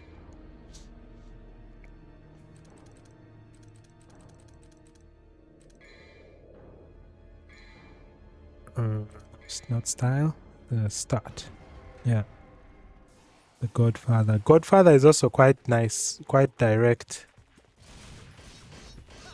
Oh, and if you think about this, even this Devil May Cry, compared to Devil May Cry 5, Devil May Cry 3 is quite slow. I mean, look at this. Devil May Cry 5, Nero is sprinting across the screen. Oh, I had forgotten how annoying the camera is. Like, look how long it takes to turn the camera. Look at this. By the time you turn the camera, all the enemies have destroyed you. Yeah. But yeah, you can see the graphics. I don't think they're actually not that bad. Look, I have to enter Devil Trigger state. I cannot. To run as fast as Nero does in his normal state in the current game. But yeah, actually these graphics are not that bad. I think I was just remembering badly, but the graphics are actually good. They are very, very usable. Yeah. Yes, Mario Kart also a really good game. I think for a community aspect, I would definitely recommend it. Don't let him play it alone. Yeah, Mose, don't let Ivan play Mario Kart alone. It has to be played as a group. Definitely a lot way fun, a lot more fun when you play as a group, because the chaos there is just pure shouting at each other. This is also a really good game, but this one I'm particularly recommending if you're a Devil May Cry fan, because this game is made by the same person that makes Devil May Cry, or that made Devil May Cry. So if you like Devil May Cry, you're going to love Bayonetta. I played all of them, 1, 2, 3. Too bad it ain't on PS5. What's not on PS5? Devil May Cry, it definitely is on PS5. Where the hell am I? I'd better have got Definitely, or at least PS4 or something via backwards compatibility. So, yeah. Let's see.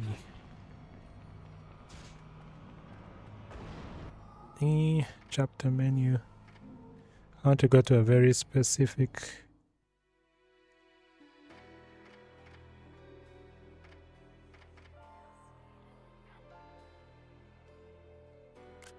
Oh, I can't go back, unfortunately. Chapter select, nice. So maybe Paradiso. The Lumen's Age. Vestibule. This is right somewhere at the beginning, and then you can just see a little bit of what I was saying, that this is a lot like Devil May Cry.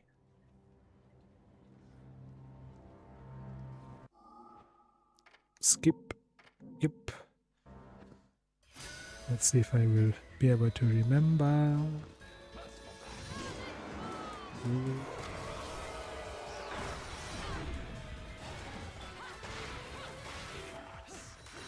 So same thing, dodging attacks, then you punish the enemies. And every time you wait, why am I using weird weapons? Okay, now I get it. Every time you dodge, like perfect dodge, you slow time down. So it also really encourages you to dodge, and then it has the usual things. If you,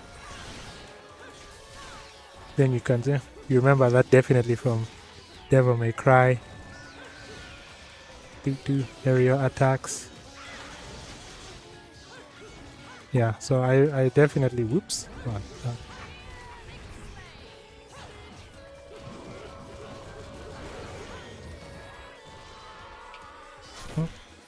Yeah, so definitely also recommend this Bayonetta game. I think you can only get Bayonetta 1 on the other consoles, but 2 and 3 were financed by Nintendo, so exclusive to Nintendo. You'd have to get a Nintendo Switch for that.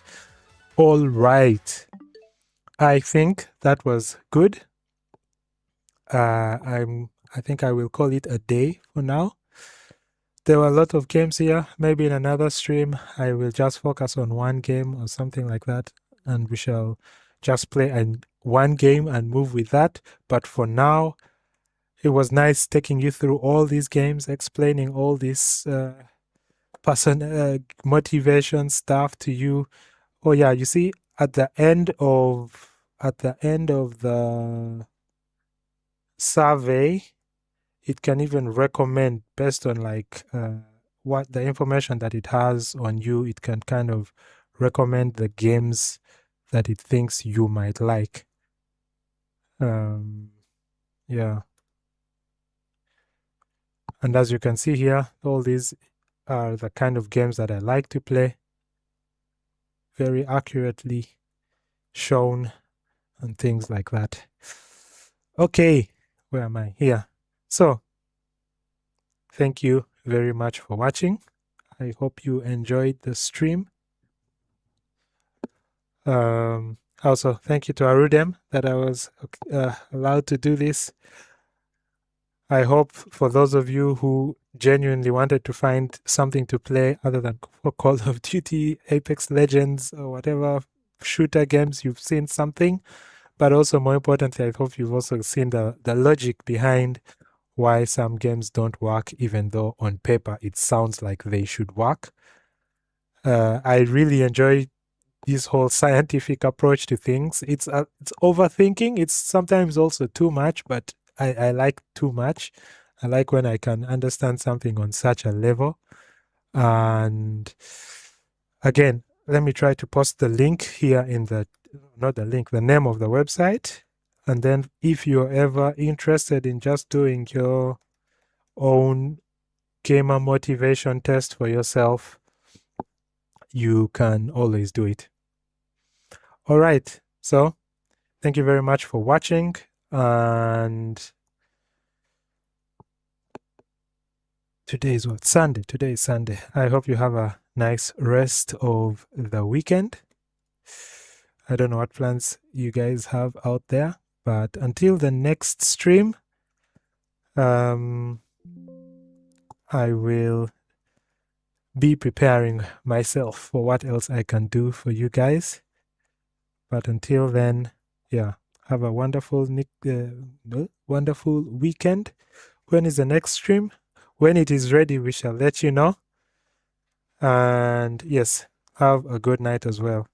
As you can see here, it's already 7 p.m. here, but it's it's still light, so I can still go out and get something nice to eat to end my weekend. All right, the next stream will be when it's ready. I don't know when that will be. Until then, I will think about something else I can present. Maybe, like I said, just a single game or something like that. But for now, thank you very much for hanging around with me for 3 hours. Wow, time flies. For 3 hours. I hope you enjoyed the stream. And yeah, give Arudem all the feedback so that we can know how to improve where necessary. Peace. Yeah, thanks for being active in the chat as well. It's always nice when you have feedback instantly. Okay, good night.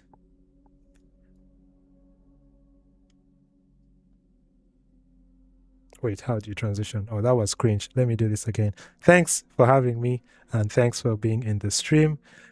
Good. Oh, no, wait. Something isn't right. All right, now I'm ready. Thanks for for having me. Thanks for being active in the chat, and thank you for listening to me for so many hours. Have a nice Sunday. Have a nice evening, and stay safe. Blessed week, everyone. Bye-bye.